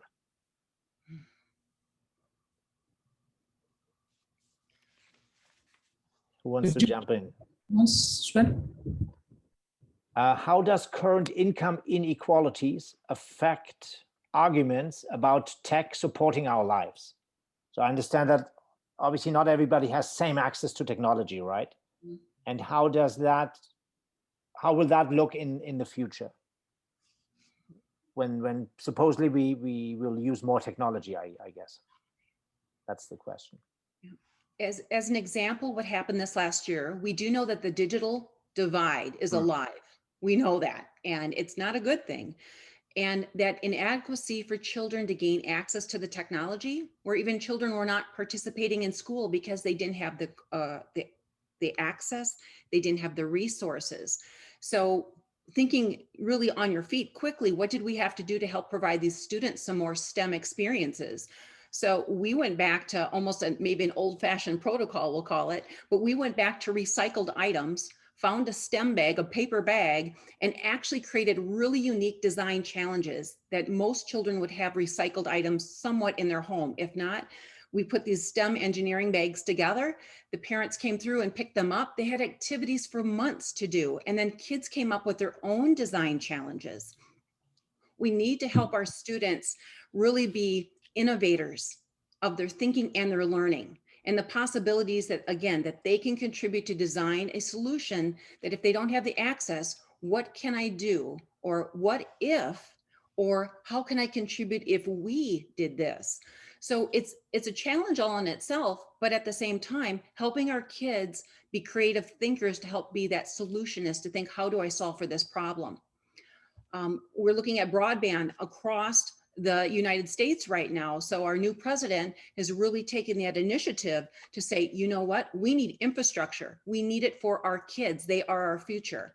So even our politicians need to be on the same page with our schools in which to support us through that infrastructure route. We're still behind in the US, yet at the same time, it's having those people that are kind of are in the power that coming back to schools to work to help us with that.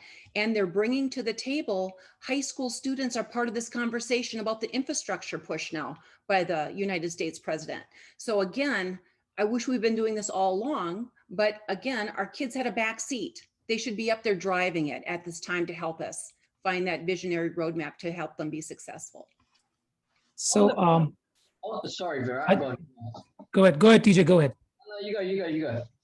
I'm just saying that I don't think technology is really going to be that difficult to provide. I mean, I'm in India and I see kids in rural cities having access to technology. It's cheap now. So access to technology won't be that big a problem. The problem is, what do you do once all these kids have that access to technology?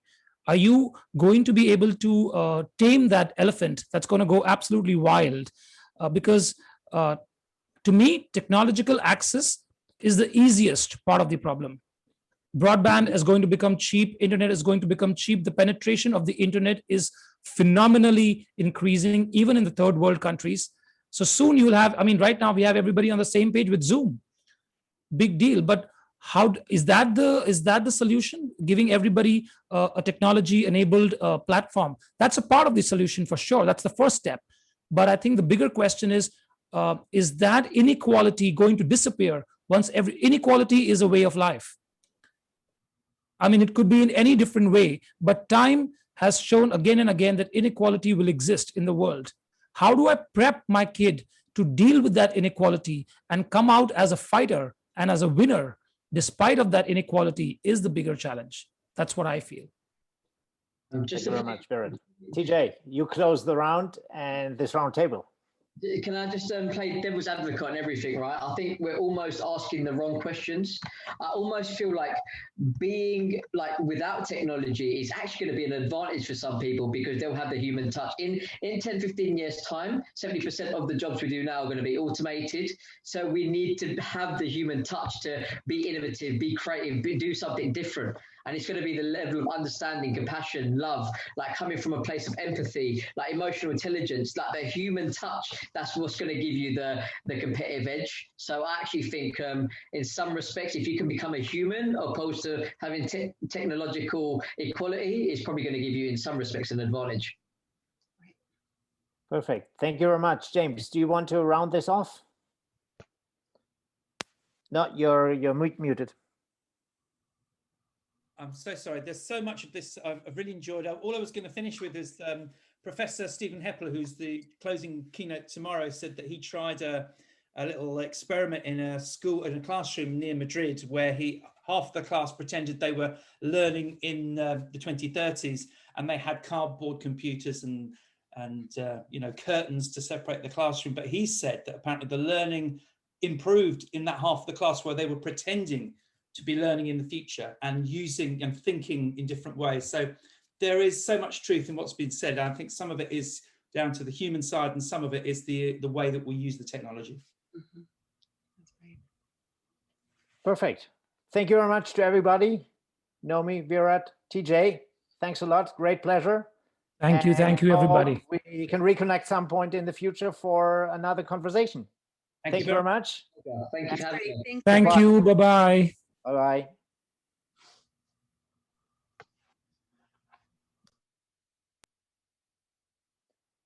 Perfect. And with this, it is a great pleasure to hand over to my co-founder, Cristina Puig, who will share her experiences working with schools and to how teach literacy in many, many different ways. So Cristina, the floor is yours with your keynote, Teaching Literacy 360 Degrees. Good afternoon. Thank you very much. I'm going to share my screen. So teaching literacy. This is something. This is a question, right? Everybody thinks.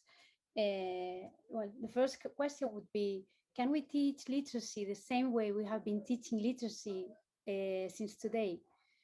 Well, I will keep this as an open question because some of you would say yes, some of you would say yes, but with certain issues, and some would say no. So let's keep it open. Content-based learning is over. At the end, this unidirectional learning experience, where there's a little interaction between students, we have seen that it doesn't work anymore, where teacher stays on one side of the classroom and students just listen and take some notes. This doesn't work anymore. Now what works is the student-based learning, where the teacher leads and the students are actively involved in what they learn and how they learn. Why? Because they need. We have seen that they need to develop new skills. We have been talking about critical thinking. We have been talking about teamwork, but what about active listening? They have to learn to listen. They have to listen in 360, right? They have to observe. They have to learn how to observe. We are not seeing. We must observe things, and we have to learn how to speak and how to talk to different people from different countries in different ways. Maybe not personally, maybe through Zoom, and we have to be empathetic at the same time. We have to learn how to talk to everybody in different medias, right? And we have to learn. Well, this is something that maybe for us is difficult to learn how to teamwork with people who are not with us, right? But with those kids that have been playing with other kids around the world, this would not be an issue. But they still have to learn how to work on this, and they have to learn to experiment. We really have to change the way we are teaching not only literacy but all the subjects. And what does reading have to do with this? Reading is the foundation. We as Vincent Job says, he says that when you read, there are 5 brain processes that get active at that very moment. The first one is when symbols flow to the brain. Then when in the cognitive process, we comprehend the meaning of the words. Then we decide if we agree in the argumentative process. And then we integrate this reading into our previous knowledge, and it provokes us emotions. This is what reading does. So reading is really important in the whole process of learning. But we still have pain points. In the UK, 1 in 5 children cannot read well by the age of 11. And in the US, by the age of 9, 7 out of 10 read for fun, but at the age of 17, only 4 out of 10 read for fun.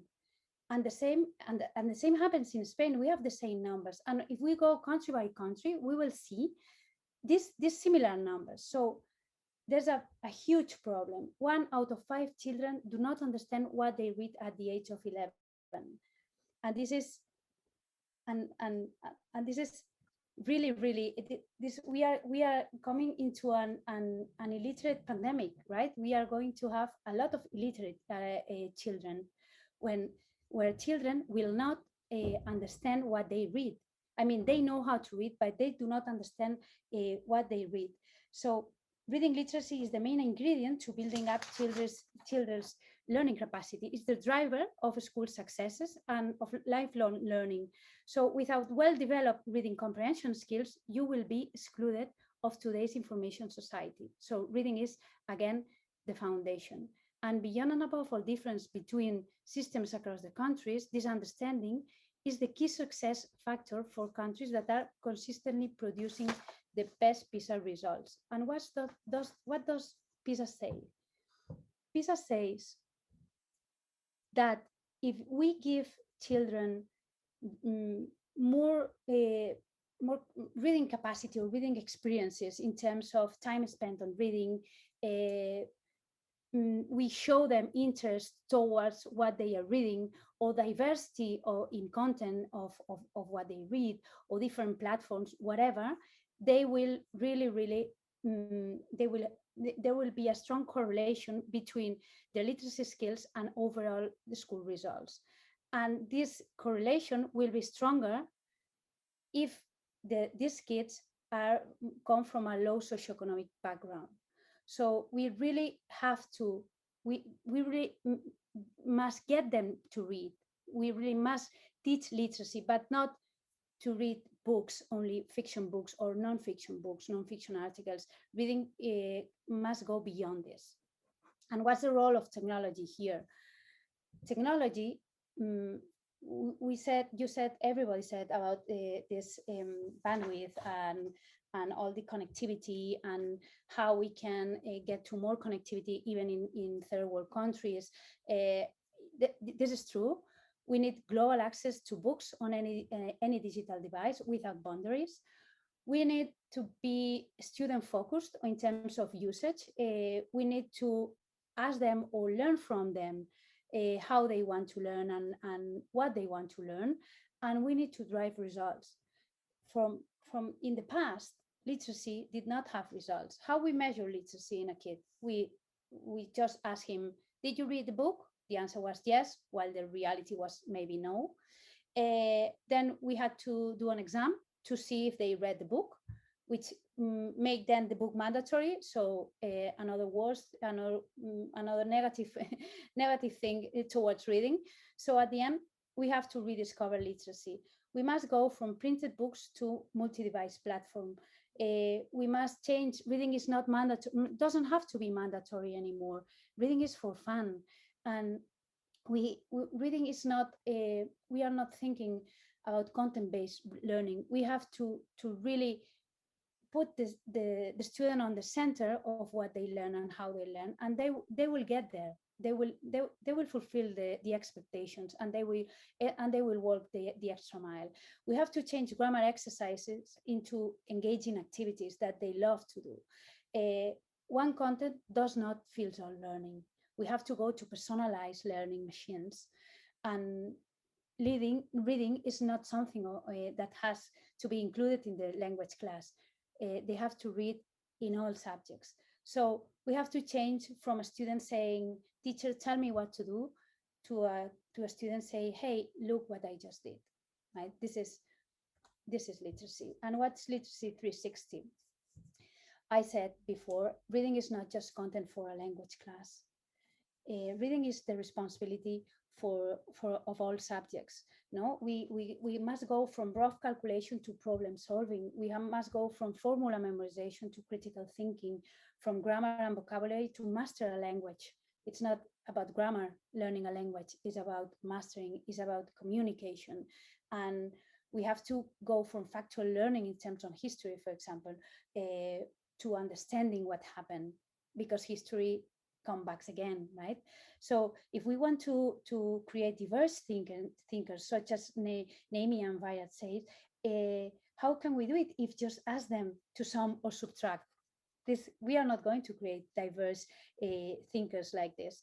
Or how we are going to help them to find a purpose, as TJ said. If we just ask them to memorize formulas or equations, we are not going to get there. We need that they find a reason why and jump into the content of the subjects and enjoy them and decide to which extent they want to learn.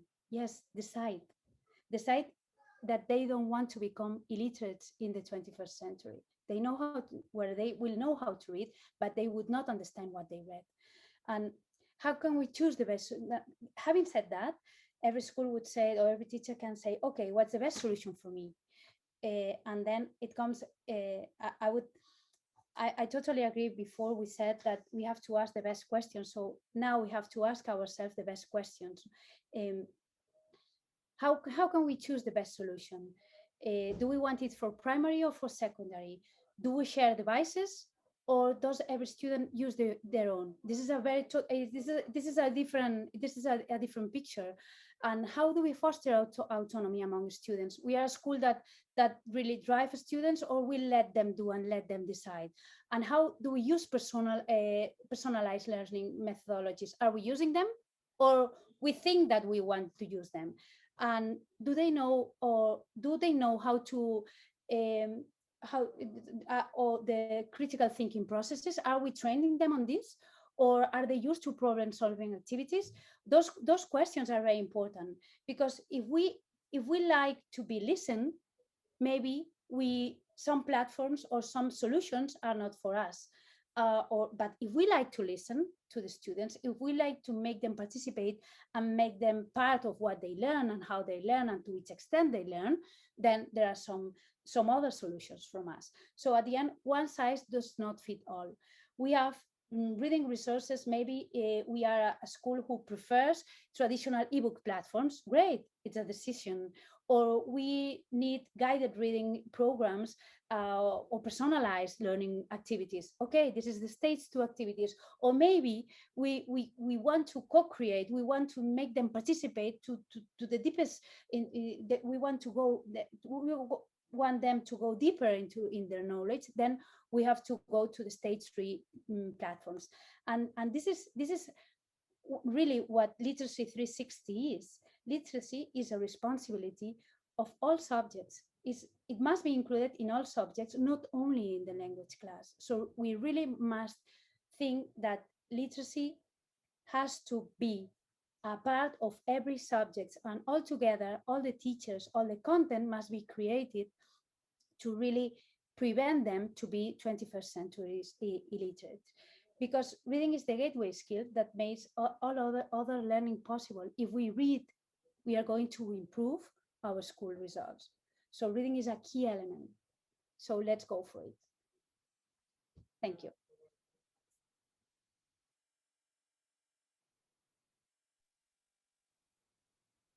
Perfect. Thank you very much, Cristina. We still have a couple of minutes before we bring on the next roundtable. So if someone wants to make a question, please type it down in the Q&A tab, and Cristina will be happy to answer it. There's one question. Would Cristina be willing to share her slide deck? She definitely will. Just send her an email and she will do so. Maybe you can share your email in the chat box, Cristina. Yes, I mean, I'm on this. Whoever's interested in her presentation, please reach out to Cristina. Do we have any more questions? You just got an invitation, Cristina, to TJ's podcast. I would love to, TJ. Thank you very much. Very good, very good. Wonderful. So I see the next panel coming on. We are missing, I think, one participant still.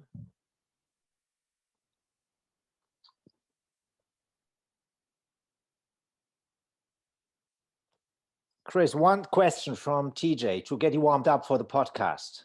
How can we challenge the status quo? It's very difficult because I know 2 or 3 schools who challenged the status quo in Spain, and they cracked the PISA results. What they did is they met the whole teachers together, and they really challenged their providers, their platform providers, to really foster literacy in their platforms. For example, the maths one, the maths guys had to change all the problems and make them longer, like 1 page longer, right? Things like this. And the science guys, the same, had to post a problem. It was not a matter of only formulas, it was a problem. So a really big problem where they had to find what to do and how to do it, right? We cannot learn what's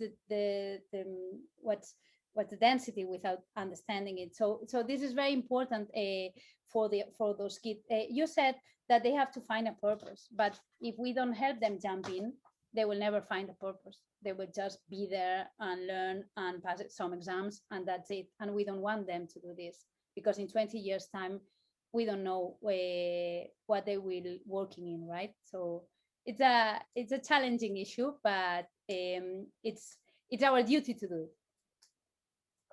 Follow-up question, but how can we make a mass change?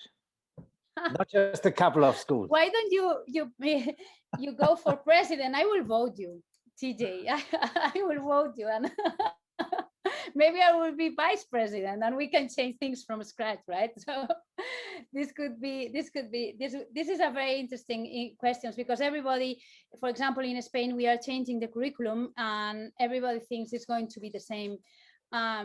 Really, it's not going to be the same, but everything has been changing. The problem is that it doesn't go down into it doesn't go down to the ultimate teacher, right? Who has been teaching the same way for the last 30 years. And this is an issue, but I think that after the pandemic, things have moved so much that we are closer than we were before March 2020.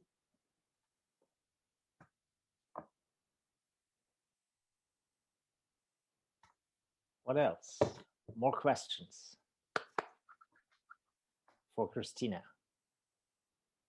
If not, I would say we conclude this part and start a couple of minutes earlier with our next, the second and last roundtable for today. Let me just share the screen to bring up our speakers. And I think, Cristina, we are still missing Catherine. So maybe you can reach out to her to see. Yes, we are missing Catherine. If she can connect. Sure, no worries. While we're waiting, I'm going to start with the introduction. The title of our second roundtable today: Teaching Literacy is a Gateway Skill to Improve Overall Learning, is, as you might have seen already, inspired by the quote of Barack Obama, which Cristina just shared, who said, "Reading is the gateway skill that makes all other learning possible, from complex world problems to the meaning of our history to scientific discovery and technology proficiency." Over the next hour, we want to drill down on the importance of teaching solid literacy skills to boost overall learning outcomes. We want to talk about why reading is such a key element to learning and how we can improve literacy skills in our pupils. To discuss these critical questions, it's an enormous pleasure to count on a fantastic group of experts in the field of literacy. Nell K. Duke, Professor of Education and Psychology at the University of Michigan, focused on early literacy development, particularly amongst children living in economic poverty. Sarah Davis, author of Talking About Oracy, which focuses on the development of effective communication beyond the parameters of the classroom. She's currently an associate assistant head teacher and the head of English at EACT Royton and Crompton Academy. Adam Bushnell, UK best-selling and award-winning author of over 30 fictional and academic books. He works in the UK and internationally in both state and private education, delivering creative writing workshops to children and adults. And finally, Catherine Mortimer, Associate Assistant Principal for Literacy at Torquay Academy. She's particularly interested in tackling social inequalities through education. She's the author of the book Disciplinary Literacy and Explicit Vocabulary Teaching, which has recently published, if I recall it correctly, last December. So to get us started, and I stop sharing the screen, and we also have Catherine now. Welcome. To get us started, I would like to ask our panelists to each share an opening statement of up to 3 minutes with their initial thoughts. Please keep it to 3 minutes. In the previous roundtable, we extended time there too much. So we want to have really time for our discussions and then the questions at the end. This is also a short reminder to our audience. If you have questions, please use the Q&A tab. We will collect them during the conversation and then post a couple of the questions when we come to an end. So Nell, do you want to get us started? Yes, great. Thanks for the invitation to be here. I'm excited to share the virtual floor with these other panelists. So I'll talk very briefly about our topic for today. I want to suggest that the notion that first you do literacy and then you can improve overall learning is not quite the way to think about it. So a gateway, yes, but it's sort of a mutually reinforcing gateway. So from the beginning, we want literacy to be taught alongside knowledge building like science, social studies, humanities. We want to be developing oracy and cognitive skills at the same time as literacy, where they're each enforcing one another, and together they lead to improvement in overall learning. So I just wanted to make that point. Here in the United States, it's popular to say that first children learn to read and then they read to learn. And I've argued from research and theory that it really should be that they're learning to read and reading to learn all at the same time from the very beginning. I want to just point out how complex reading is. This is a recent attempt, and this is available at my website, nlkduke.org, if you're interested in learning more. A recent attempt just to capture the reader side of reading. This doesn't even get into the text side and the sociocultural context side. And we can see that there are so many different pieces, including self-regulation, that are necessary to be in place to read. And finally, I wanted to just point out that a direction I think the field needs to go with respect to the question of today's roundtable is really more around the application of reading. What's the point of it? What's the purpose?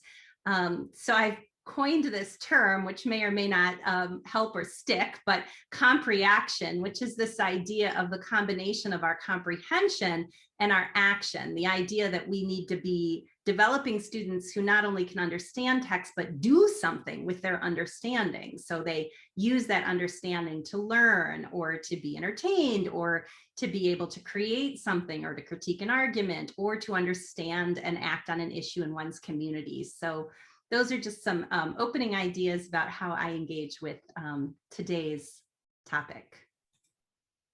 Perfect. Thank you very much, Nell. And I hope we will get a little bit closer to the reading for what in the next hour. Let's continue with Sarah Davies. Hi, Sven. Thank you. I will try and be quick with it, I promise. I do believe that, you know, on reflection, I have gone slightly overzealous with my PowerPoint, but I promise I can attempt desperately to get it down to 3 minutes. Obviously, at the moment, the main focus is on literacy and the development of literacy. But I think similar to what Nell has just spoken about there with this idea of literacy and the reading for knowledge acquisition, so too is this constant battle that's going ahead between literacy and oracy. It's almost like they are two separate entities, when actually, you know, when we look at research, we look at theories, we look at all of the different ideas behind it. Literacy is the ability to read, write, speak and listen. In essence, it is that effective communication, and it's basically everything interleaved together in order to create what we see as, or what can be perceived as, this gateway. The bottom line is, no matter, you know, what country you're from, no matter what language that you speak, this idea of communication that's brought around from literacy and oracy are what's desperately needed in order to provide that success post academia. So whether you're looking at, like, you know, obviously you've got your knowledge acquisition, but then what we need to think of as practitioners, as those leaders of the subjects, is how are our students then developing these skills, or how are these skills impacting them and their social development later on in life. And it's about how we can get it as effective as possible. So when we're looking at, the combination of literacy and oracy, we begin to look a lot at spoken language and the ability to articulate views. It's also this idea of incorporating support mechanisms and strategies that we can actually use to guide that literacy and to drive it forward. And as well as that, we've got the focus on the collaboration and, of course, that success in the effective communication skills. Now, there is so much out there that provide the deep understanding of it. And I honestly, when we begin to look at it, just the same as we begin to look at literacy and the roots that come off it as well, you can also do that with oracy. And when we begin to see all of the different components that make it up, it is a very, it's a map that can never really be completely 100% focused. But if we get it right and we develop our students' abilities with it, what we'll then see is that actually we're creating and supporting those effective communicators through that confidence that they're able to bring with it. On the back of that, just a couple of UK-wide oracy focus points that we've had. Small Talk, which was a research that was done by the Department of Education in 2019, actually found, this increase in parental engagement and the support through reading and through literacy and through oracy, in certain demographics that had a lower literacy level, where actually this was improved once that collaboration took place. And you've also got Early Worlds Together, which was another research project that was done, and that looked more at how we could support knowledge acquisition and language acquisition through the supporting of literacy on EAL students as well. That's hopefully my 3 minutes, and thank you very much. Thank you very much, Sarah. And I hope we can come back to the idea you just mentioned on one of the charts, that all teachers are literacy teachers. I think this is a very interesting aspect. I would like to dig in deeper later. Next up, I would like to introduce the point of view of an author. Adam, please go ahead. You're not only sitting at home writing books, but you're frequently visiting schools and classrooms, so you know the situation about pupils and reading. What are your thoughts? Well, thank you so much for having me. It's a real pleasure to be here with so many interesting people who've done such amazing research. I agree with every single word that's been said so far. So it's all good stuff. Yeah, you're right. My job is being an author, but I don't consider that my main role. My main role is traveling to schools across the UK and previously internationally until recent events. And I try and help children to find their own written voice. That's what I'm trying to do. So it's really interesting hearing Sarah talking about oracy, because oracy is at the heart of what I'm doing in schools. Helping children not to just replicate a written voice that they've read previously, but trying to find their own inner voice that they can express orally and then express through the written word is really the structure that I'm looking at on a daily basis. So I use lots of different devices for that. I might use some storytelling where I'm reading, but I'm telling a story from my own books or other people's books. But I'm also using artifacts. I'm also using the outdoor classrooms. I'm also using images, and I'm using props, and I'm using videos that we might watch, and I'm using lots of different stimulus to get children talking. And once they're talking and they're expressing their own views, and they're talking about things that interest them, they're talking about things that enthuse them, then that hopefully leads to something that they want to write about. And for me, that's the key for all of this. When children are inspired and they want to write, then I consider that that's my job, not done, but that's my job to kind of hopefully provide that stimulus. Now, reading is the backdrop to all of that. For me, as a writer, you can't be a successful writer unless you're a successful reader, which we can explore in lots of different ways. But for me, it's a symbiotic process where reading is breathing in and writing is breathing out. And that you can't have one without the other. The more children read, the more children talk to each other and express their opinions. That's where they begin to find themselves that they can become the future authors. And so just to give you an example of today, I was working in a school in the northeast of England, and working with reception, so like kindergarten sort of age, and working with year 1, so you're talking about 5 and 6-year-olds. For me, that's the age group that's been most impacted by these lockdowns, by the virus, because they've missed huge fundamental foundation stages of their education. And they've either had too much adult time or they've had too little adult time. And they've certainly not had time where they're interacting in larger groups that they're now expected to do.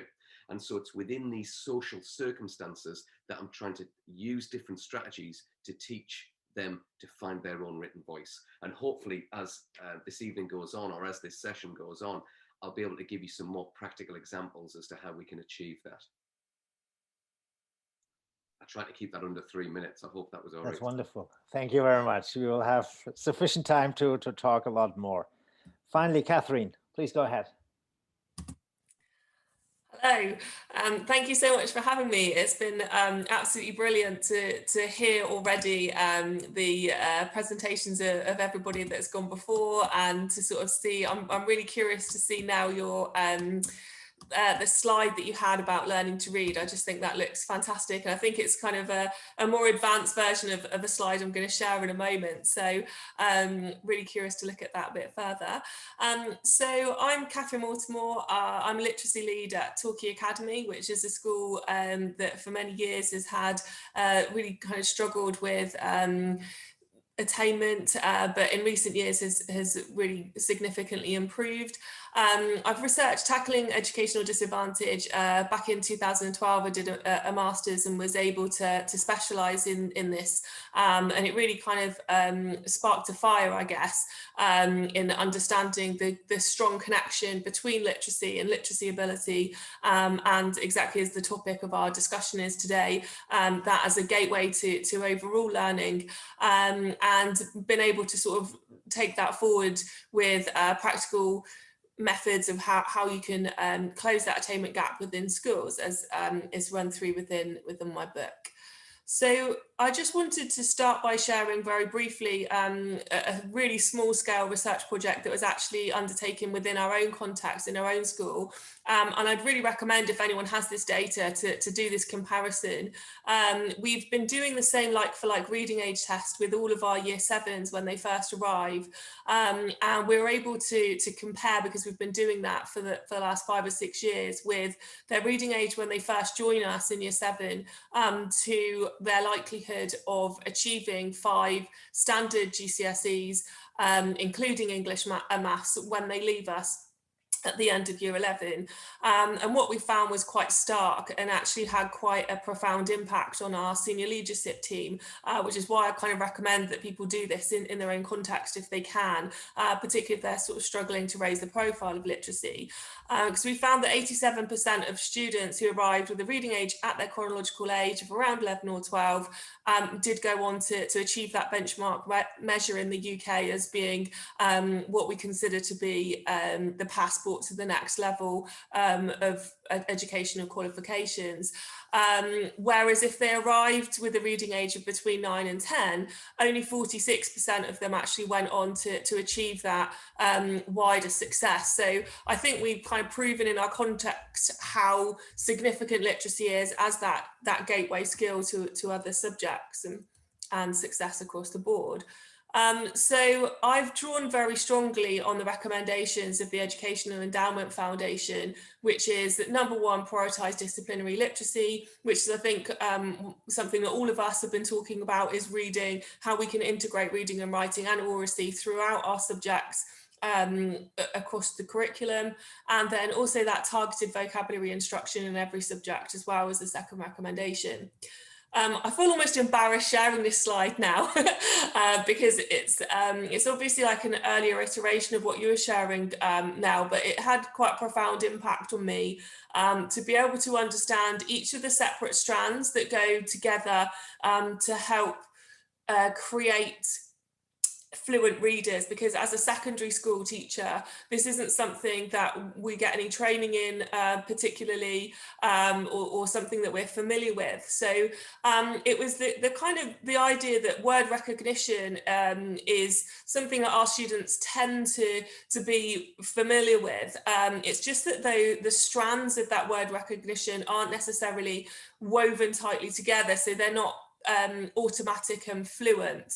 And also within the language comprehension, how gaps in background knowledge and vocabulary can also, if there's gaps there, then impact on their comprehension skills later on down the line. So really looking forward to joining the rest of you as some more discussion as we progress. Thank you. Perfect. Thank you very much, everybody. After these initial ideas, we are now ready to jump into our conversation. Maybe Catherine, you could stop sharing the screen. Perfect. Thanks a lot. In today's world, where technology is shaping more and more the way we live, the way we work and learn and communicate, is teaching reading comprehension to our pupils still relevant? Or will AI, artificial intelligence, soon substitute the need for literacy skills? Why and why not? Sarah, you want to kick us off with this provocative question?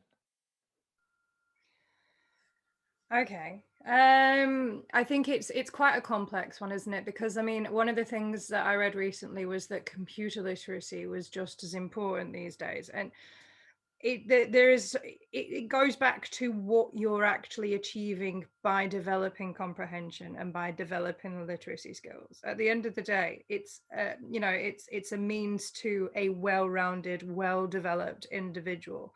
So there will be elements of it that, yes, I mean, it's the same kind of concept that we look at these days, where I think it is a ridiculous amount, like a ridiculous percentage that I wouldn't even hasten to pretend to know, that of the amount of jobs that our students now will get that haven't even been invented yet.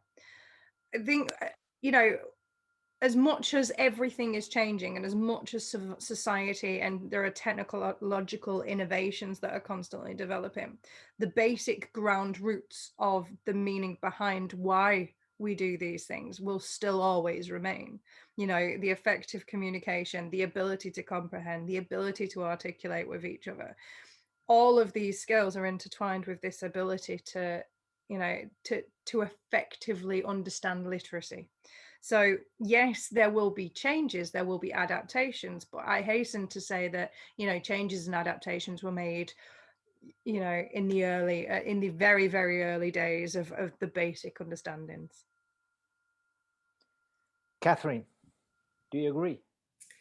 Absolutely, agree with everything that Sarah says, and to go back to your original question as to whether or not artificial intelligence will substitute the need for literacy skills and somehow replace it, I actually think that advances in artificial intelligence have the reverse problem, in that actually there is never a time where our young people need to be more advanced in their literacy skills. And I actually think advances in AI has created an additional layer of complexity that our young people need to navigate. So if we consider the relationship between the spread of misinformation by certain political parties, and I won't name any names from any nation across the world at all, but the relationship between that and our access to a free and democratic society, and how you could argue that our very democracy is under threat by this spread of misinformation, fake news, and the way in which our data is harvested to specifically target us with certain misinformation, and our ability to spread that misinformation so quickly. I think there's even more of an impetus on us, not just to develop those basic literacy skills that we've been talking about for reading and writing, but also develop literacy skills in the modern world and the use of social media, and really kind of appreciate the source of information and the search for truth, and how students can navigate that is incredibly challenging. I think it's something that we don't do enough of in schools, to be completely honest. And that's something else that I think we should we should be considering as part of this discussion. Yeah, definitely. And many things come down to critical thinking, right? The ability to critical thinking, and that requires normally a lot of literacy skills.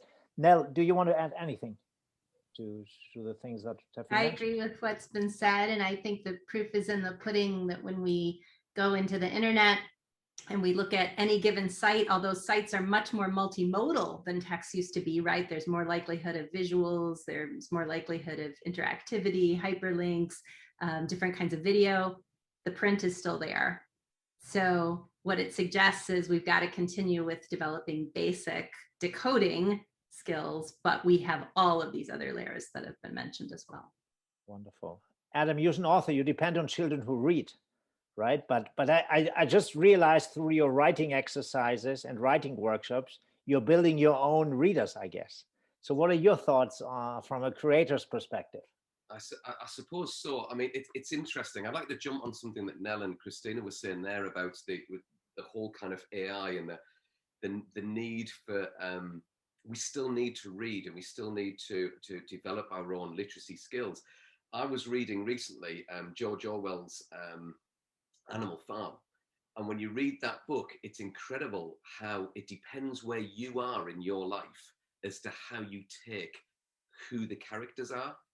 So when I was reading Animal Farm recently, and you see this kind of dystopian structure that's in place, I'm thinking fake news. I'm thinking, like, you know, I'm also thinking of 1984 and sort of Big Brother and being controlled.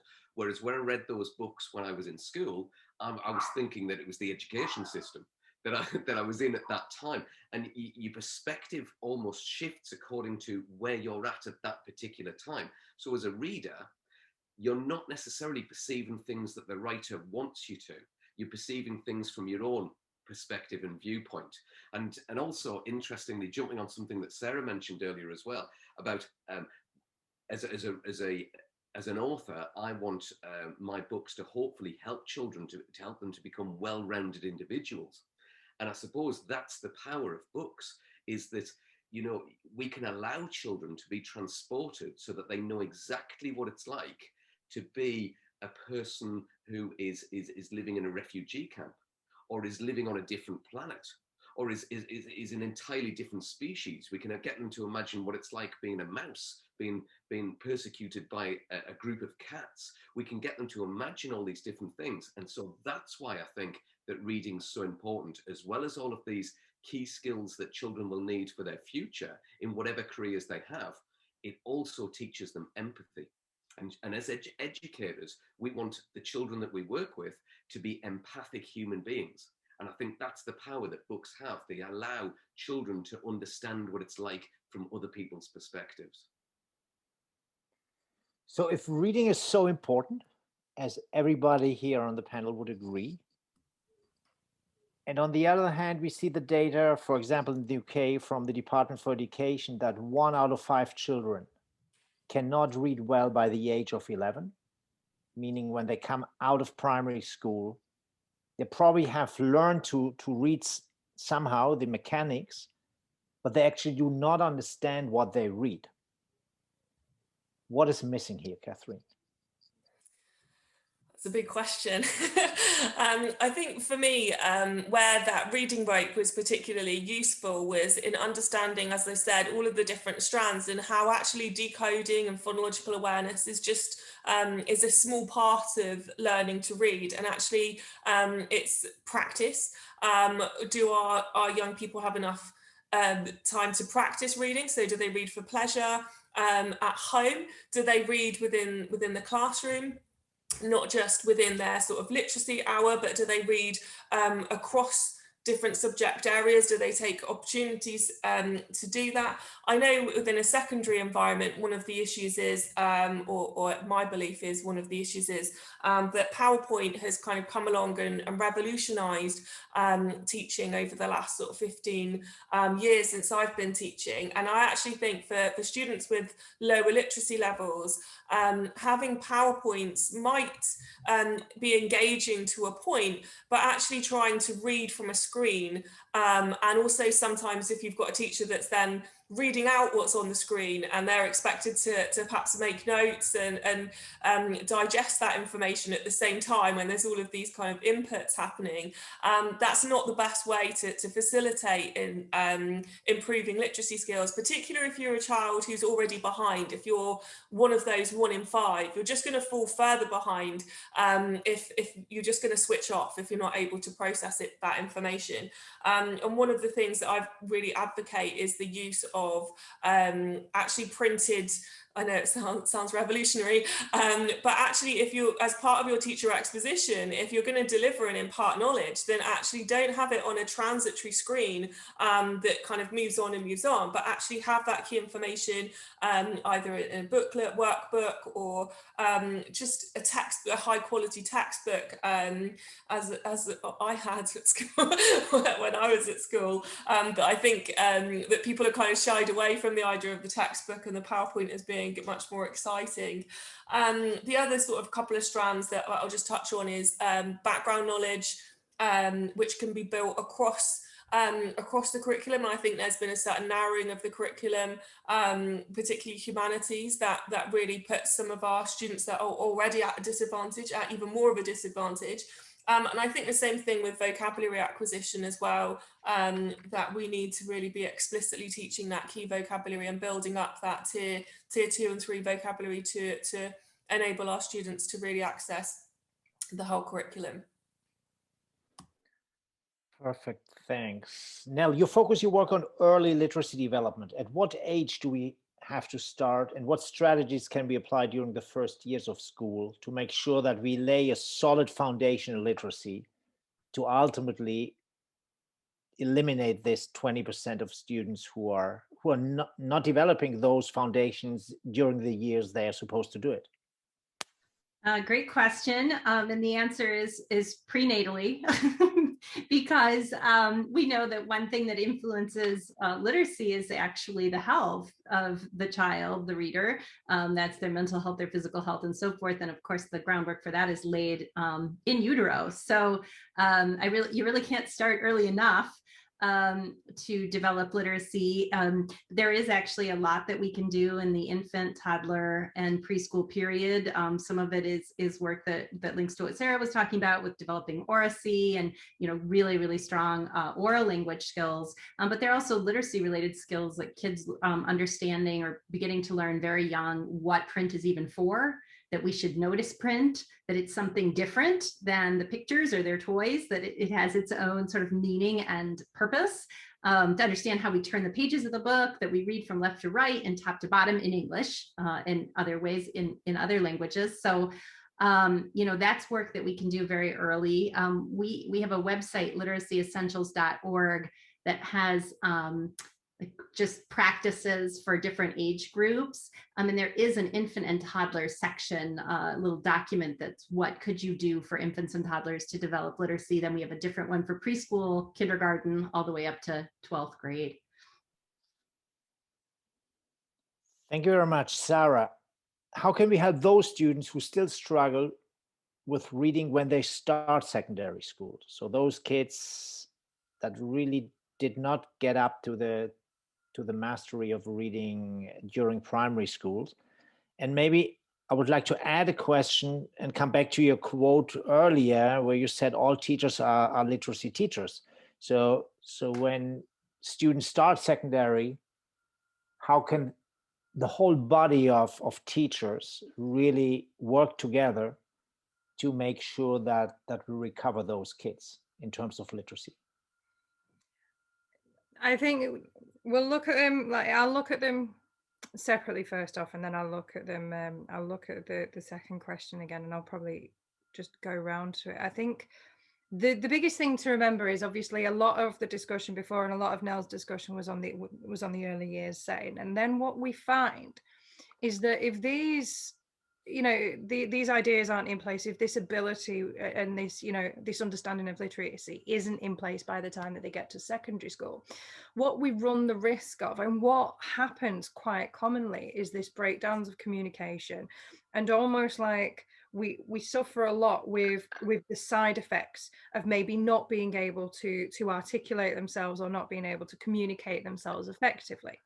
And actually what we see is that this becomes a catalyst for almost behavior difficulties. In some circumstances, it's common where we see these kind of things happening, because if we don't approach the subject of literacy, it does, and very well, just like Catherine was saying, it's very common that the train keeps on moving, the knowledge keeps on being built. But if we're not actually supporting our weakest individuals, or our individuals that might be struggling with this, they then become disparaged from being able to effectively work with the rest of the team. So I think when we're looking at this idea of secondary school and the developing, like, your secondary school, it's all about showing the students the ability to comprehend, and that critical thinking part of it as well. And it's being able to, like we said before about the critical thinking, I mean, Vygotsky, he suggests that talk represents our actual thoughts. So the higher the quality of a student's speech, the higher the quality of their thinking. So when we're talking about all teachers being this, being teachers of literacy, it's exactly that, because what we are all aiming for are these higher thinking, and critically thinking students. And in order for them to do that, they need to be able to articulate these views, and whether it's on paper, or whether it's from what's being read, or whether it's from what's, being communicated collaboratively, every single subject has a responsibility to ensure that the students comprehend the main premise of the focus point. So, when we're looking at secondary school, sometimes interventions or sometimes additional support does need to be put in place in order to ensure that we've got this consistent quality of education for all. But actually, it does become the role of the entire teaching cohort in order to support these students.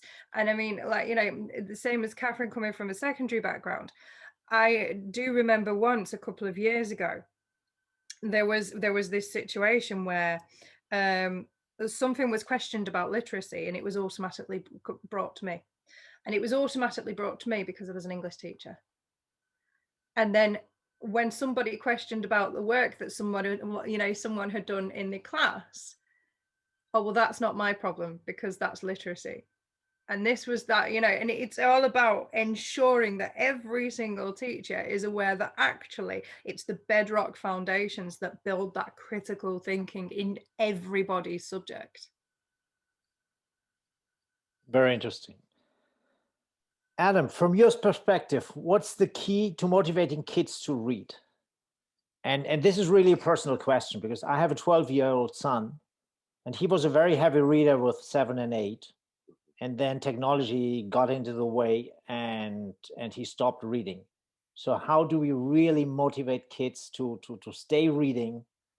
And maybe how can authors help teachers and schools? Well, I'm really, pride myself that I'm good at doing this on a daily basis, but my own children don't really like reading. That's quite a statement to make, isn't it? But however, they're at secondary school now, and an author came in and visited recently, and it was quite a controversial series of books about knife crime, etc., etc. And they all just came absolutely enthused, and they bought this author's book, and they ate up this series of books, and it perhaps then gave them a love of reading that I wasn't offering. My books, my fictional books, are mainly for primary school children, so I think they weren't going to be reading this sort of stuff. But I remember when I was a teacher in London, we had Michael McPurgo, author of Warhorse, etc., come and visit our school. And that impact on that school was fantastic. I was an NQT, I was in my first year of teaching, and I really then saw the power of an author visit. But the author visit has to be right. It's not about book sales. It's not about authors turning up and hard selling their books. It's about authors showing their own passion and love for reading that's then hopefully infectious for children, so that what then happens is that the children want to read themselves. Because it's the same with teaching anything. When I'm teaching now as an author, when I was teaching in the classroom as a teacher, if you don't love what it is that you're talking about, then the children aren't going to like it. And we have to be the most infectious people. We've got to be almost evangelistic about reading, so that children then choose to read for pleasure.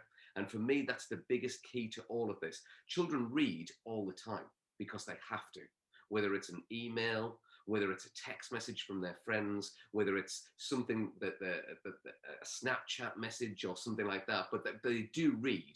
And they're choosing to read Snapchat messages or Instagram messages. They're choosing to read texts from their friends, but it's extending that. How do we get them to choose to read books?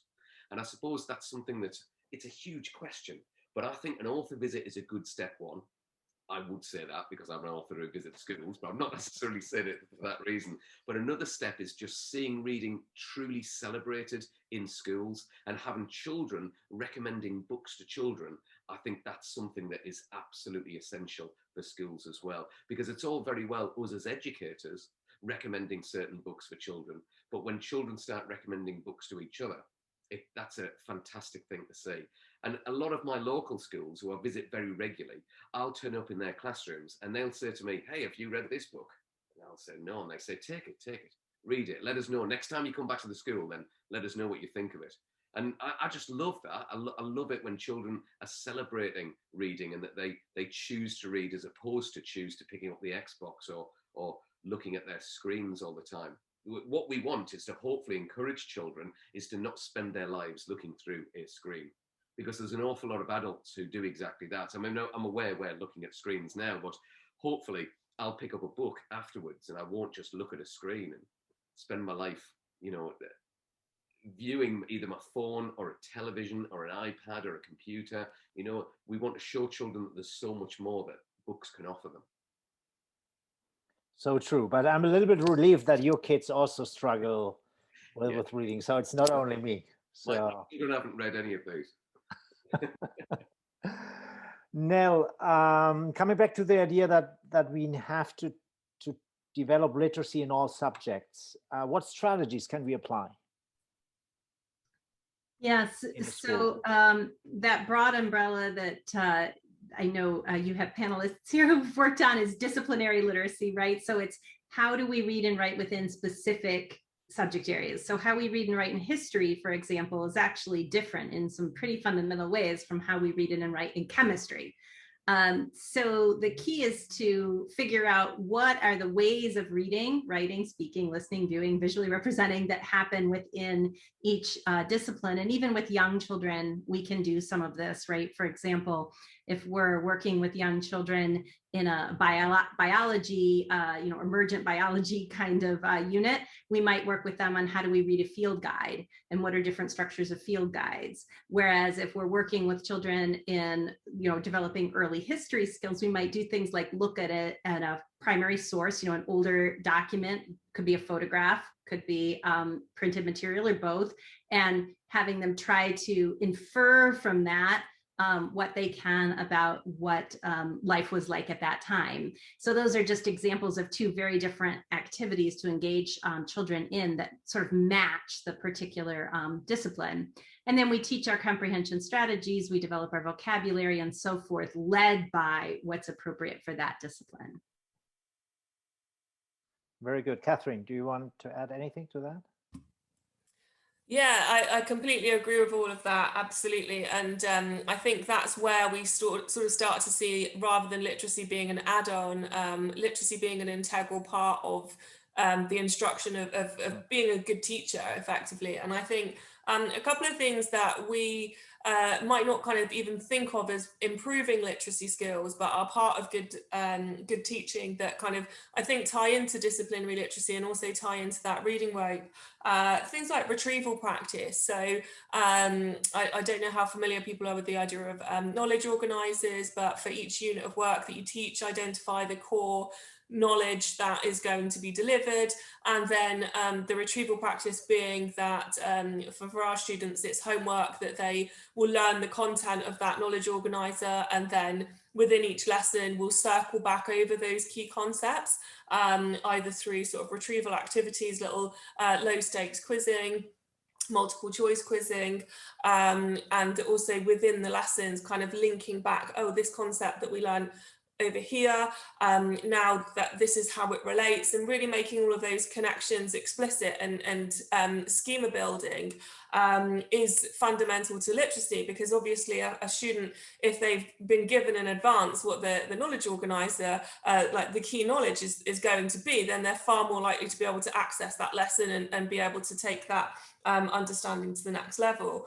And I think there's been a lot of talk about Rosenshine recently, and I absolutely think that maps really brilliantly against disciplinary literacy. The idea of modelling, I think it came up in the chat, model earlier. I think absolutely modelling reading, modelling writing, and also providing appropriate scaffolds so that students can see what excellence within the subject looks like, but have those sort of steps to getting there, particularly if they are lower literacy, not kind of capping their achievement by expecting them to produce lower standard work, but more teaching them to the absolute top, but giving them and providing them with more scaffolds to enable them to get there. And just one final point I want to make, to link with the passion that Adam was showing for reading. We've actually found that our tutor reading program has been really effective, I think, in doing a lot of the things that you're talking there about, Adam, in terms of every teacher within the school who has a tutor group, whether they're a science teacher, maths teacher, PE teacher, they will read aloud a novel which is appropriate for the year group, so whether it's year 7, 8, 9, that is we found works really well for us in different contexts. It might be different, but is to actually have a book that's just the right level of challenge, so it's not too challenging that they're going to be put off, but actually is at its heart a fundamentally excellent story and really engaging story that teachers of all subjects, that's what they experience every morning, that's the first thing they do. They come in and they are read aloud to, and they listen to a teacher fluently reading, exploring sort of unfamiliar vocabulary, I can't even say it, vocabulary. and we try to really pick books that are like the beginning of series, so they can read the first book and then they're inspired to then go on to read the next one for pleasure. So yeah, that's a couple of, I could talk all day about this, you can probably tell, but those are a couple of ideas. No, that's a great idea, and that relates to the next question. If we really want to make all teachers be part of this, right? The question is, are they prepared to develop literacy skills across all subjects? Sarah, I don't know. My math teacher I don't recall that my math teachers, my chemistry teachers were teaching a lot in this sense.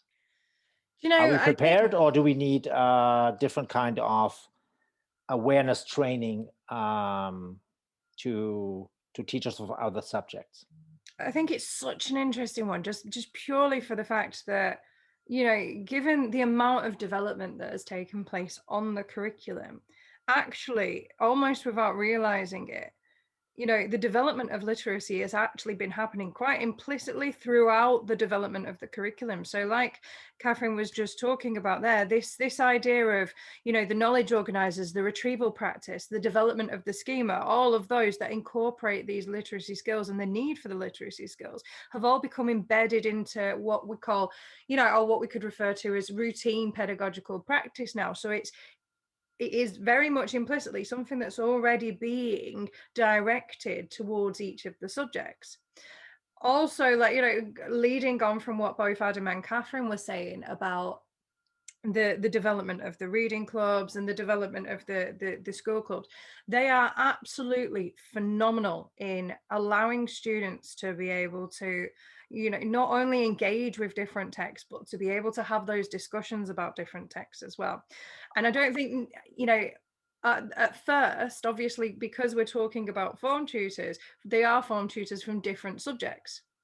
So, you know, the first automatic reaction was one of fear and sheer disaster over the fact that they're now going to have to read this book out loud. But actually what we did on the back of that is we incorporated a staff book club that ran either side of it. And I think what was really beneficial about that was encouraging, we started with 5 English staff. We ended up with, at the moment, we've got 48 members of staff, quite literally across the board, like, you know, from site staff to cover supervisors to everyone. And I think what it did was allowed for these discussions to take place that were almost like reiterating that it's okay not to have the same interests, to have the same perception, to have the same ideas from it. And from these discussions, it's actually encouraged the discussions in the classroom as well. And teachers are, you know, they're not necessarily leading in with the, okay, we're going to read this book because we have to read this book.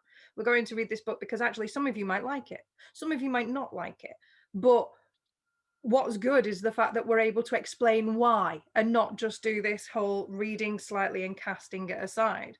So it's really improved on that way. And I think when we're looking at developing all teachers in order to be able to incorporate literacy, it's already there, it's already started.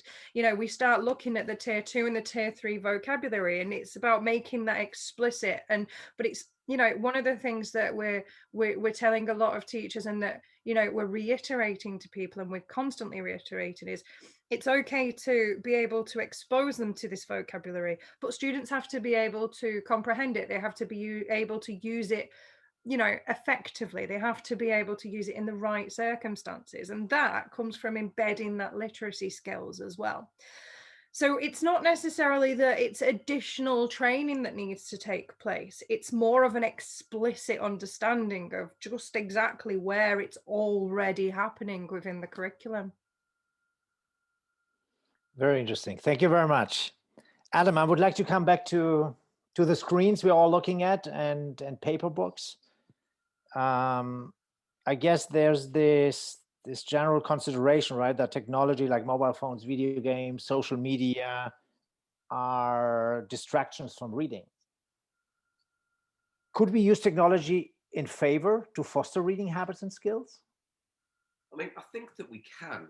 It's finding the balance between these things, but it's also, we mentioned earlier on about modeling. And if teachers model good practice in reading, if teachers model good practice in writing, I think that encourages children to want to do exactly the same thing.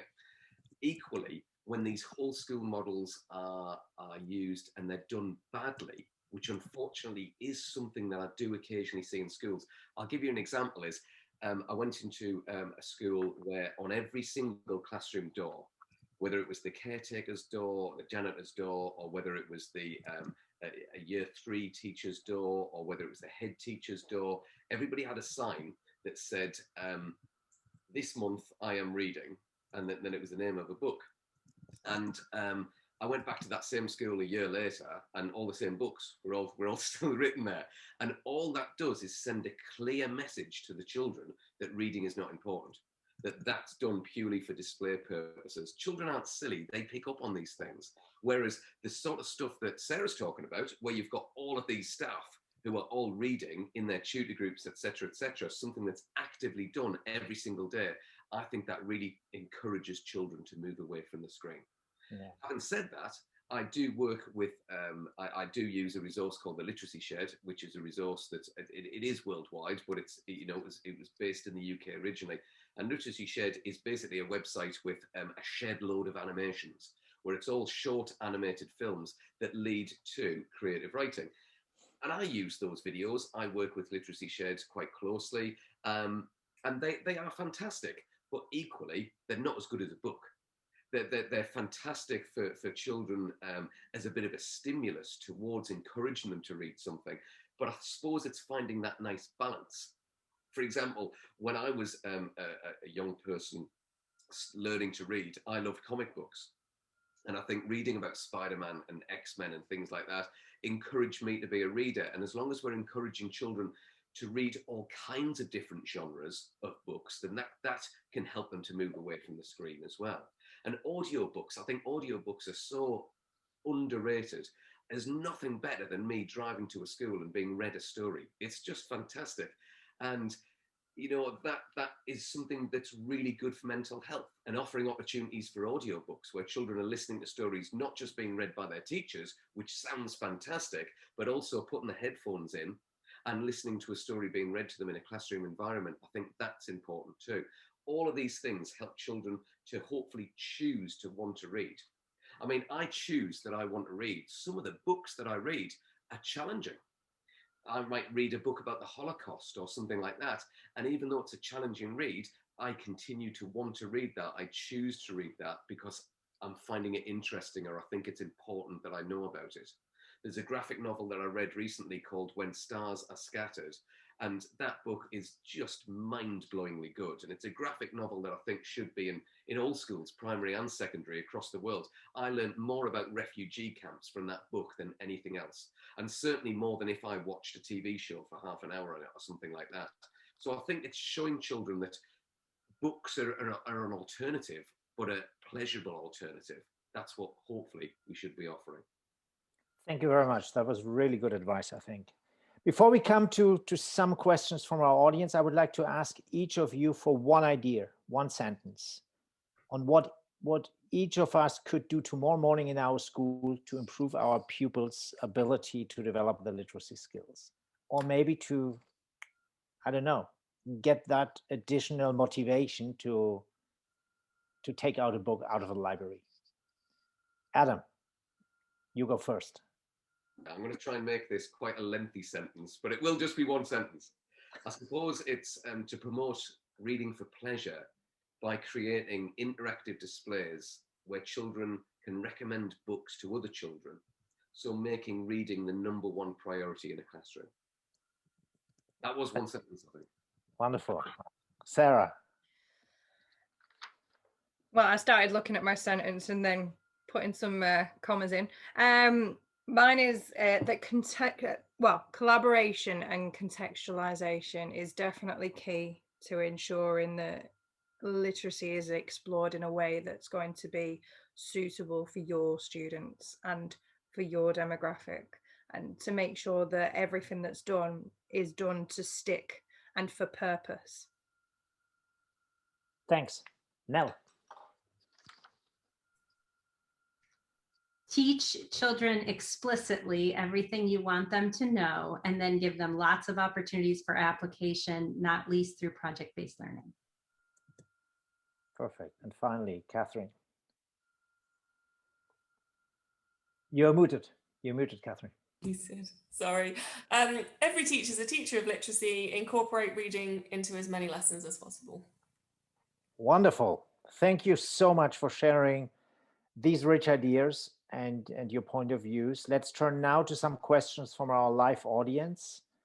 And Cristina is back with us. Yeah. Okay, there were a few questions and a few comments. First one that goes for Sarah. Do we need all children to be speaking and reading English in the same way, or do we need to start to teaching students in a way that fits their understanding, upbringing, and that relates to them? Sarah, I think that you had already answered it, but I want you to Yeah, I think it's important to realize, and like I said before, it's important to understand your demographic, really. I mean, this is very much the game changer between literacy done because it's on the checklist of things that you need to do in order to sustain a classroom, and literacy done for the right purpose. And literacy, you know, when literacy is delivered and developed for the right purpose, it's all about ensuring that your students come first and your students' needs and what they want. And it goes back to what Adam was saying before about, you know, ensuring that they are reading and that they are being exposed to genres that are suited towards them. And that they are given the opportunity to explore. You know, you'll have discussions with students, and, you know, the common one that you hear when you talk to a lot of 14, 15, 16-year-old boys is, oh, well, I don't like reading. And it's about going, okay, well, you have this perception of what you have this perception of what reading is, but actually, and it's about opening up the different genres, the different opportunities, and what comes from it as well. So definitely how literacy is developed and effective and sustainable is about understanding the demographic. Okay. And so books are an alternative as to, and well, the journals is a very nice, you know, field to explore. So Adam, you said books are an alternative, but reading is about discovering. So another question from the audience: is Shakespeare unrelatable to some students of certain demographics, do we need to look at other potential authors to promote reading to certain demographics? I think that's a really interesting question. I mean, for example, Shakespeare for me, I absolutely love Shakespeare, but it's how Shakespeare is taught. There is an English rapper called Akala who set up a company called the Hip Hop Shakespeare Company. And his company goes around schools and shows the links between hip hop and Shakespeare. It is amazing. I can send people information about this. It's incredible. And he's just written a novel for young adults called The Dark Lady. And the Dark Lady is somebody that Shakespeare references in one of his sonnets, about somebody he loves. So it's a love story based in Tudor London, but it's very much based around a Black culture. And I think it's finding quality texts like that that celebrate Black history, but in a completely different way than it might have done in the past. And so I still think you can link in Shakespeare and things like that, but it's looking at it in a slightly different way. But I also think that the number of different cultures that we expose to children is important as well. There's particularly in UK primary schools, the fallback authors are always to go to Roald Dahl, to go to David Walliams, to go to these authors, which have their place, but there's so much good quality stuff out there as well, particularly with a lot of cultural diversity. And which is why books like most recently The Boy at the Back of the Class has done so well, because I think that teachers are now finding these books that represent other cultures and teach about cultural identity, which is just obviously essential for education across the whole world. Wow. I'd like to just expand Adam's point to informational texts as well, that students also need the opportunity to read informational texts that are written by authors who share their cultural backgrounds, that have topics or subjects that relate to their cultural backgrounds and so on. Earlier, the phrase high quality textbook was used, and that's almost an oxymoron to me. Almost by definition, textbooks are, committee written. They're often really dry. It's highly unlikely that they're truly representing authorial perspectives from many different cultural backgrounds and so on. So just putting in a plug for the same kind of thing Adam talked about, but moving that as well into informational texts and making sure that children are getting a really multivocal experience with texts around information. Wow, very nice. And another question to you, Nell, then. How can we improve learners' literacy in upper primary?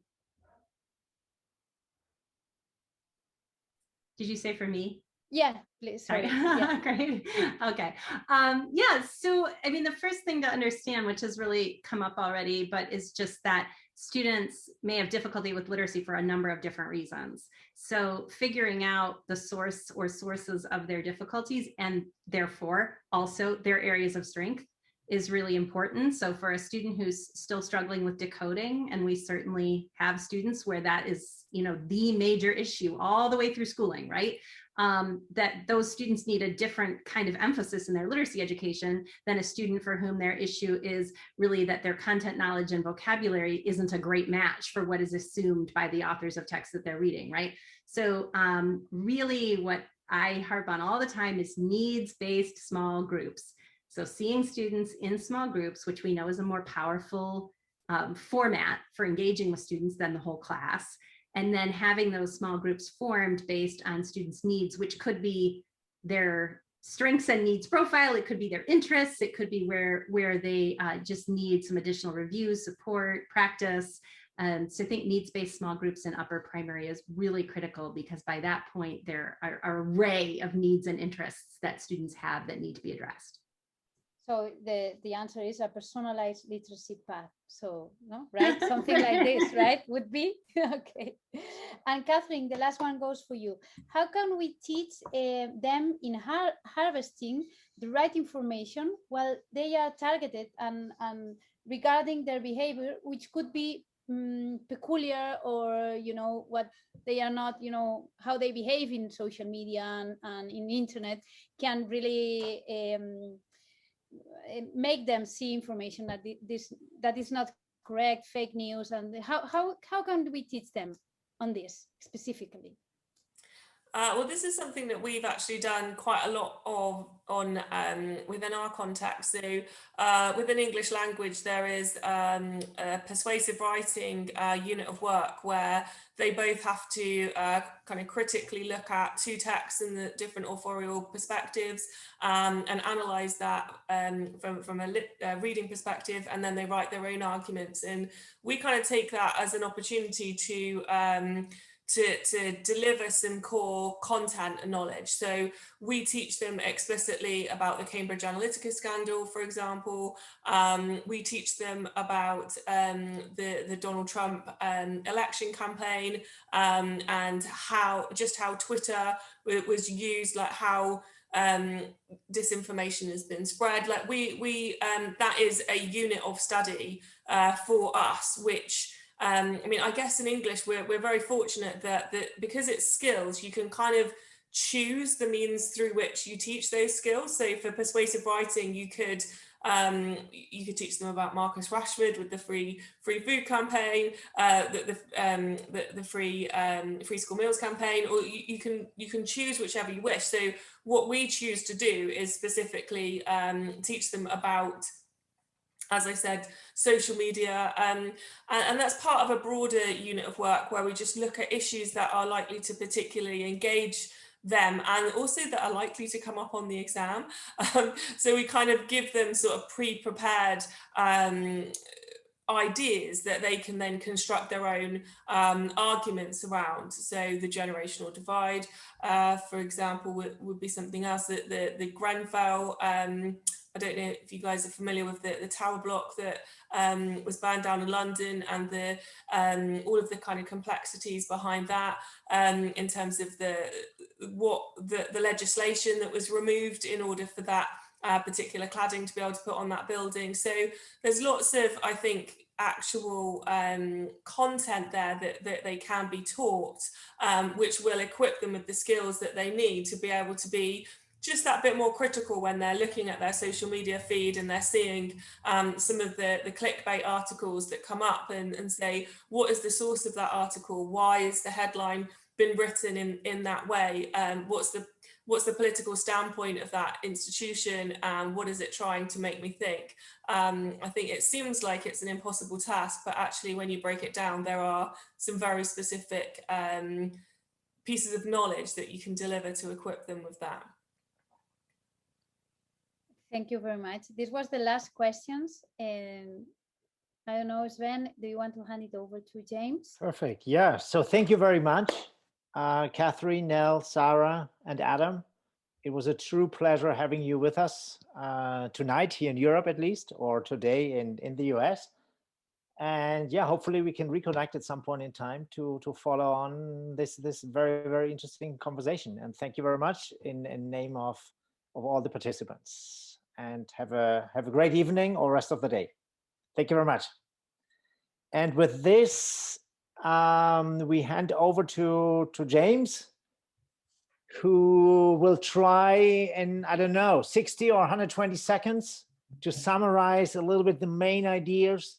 I've been scribbling, I've been writing copiously, but starting from the beginning with the survey, which was very interesting, 1 out of 4 school teachers felt that as far as 21st century skills, you know, they're not ready, don't feel confident, and think that they don't have the ed tech or the skills to teach with it. The best way to lead creativity, teaching it in all subjects. What do we got? TJ, emotional understanding, very important in 21st century. Naomi's point about what does flexibility look like? We know what it looks like now. What will it look like in 10 or 20 years' time? Virat, 21st century must include love, but understanding and creating entrepreneurs. Love, trust and timeless education, autodidactic education. Christina's going to become the vice president and she's been asked for her presentation. Virat, the technical side is the easiest part of the problem, part of the solution, and it's the inequality as a way of life. We've got all teachers are literacy teachers. I think that might have been Sarah and Catherine. Adam said, reading is breathing in and writing is breathing out. That's so true.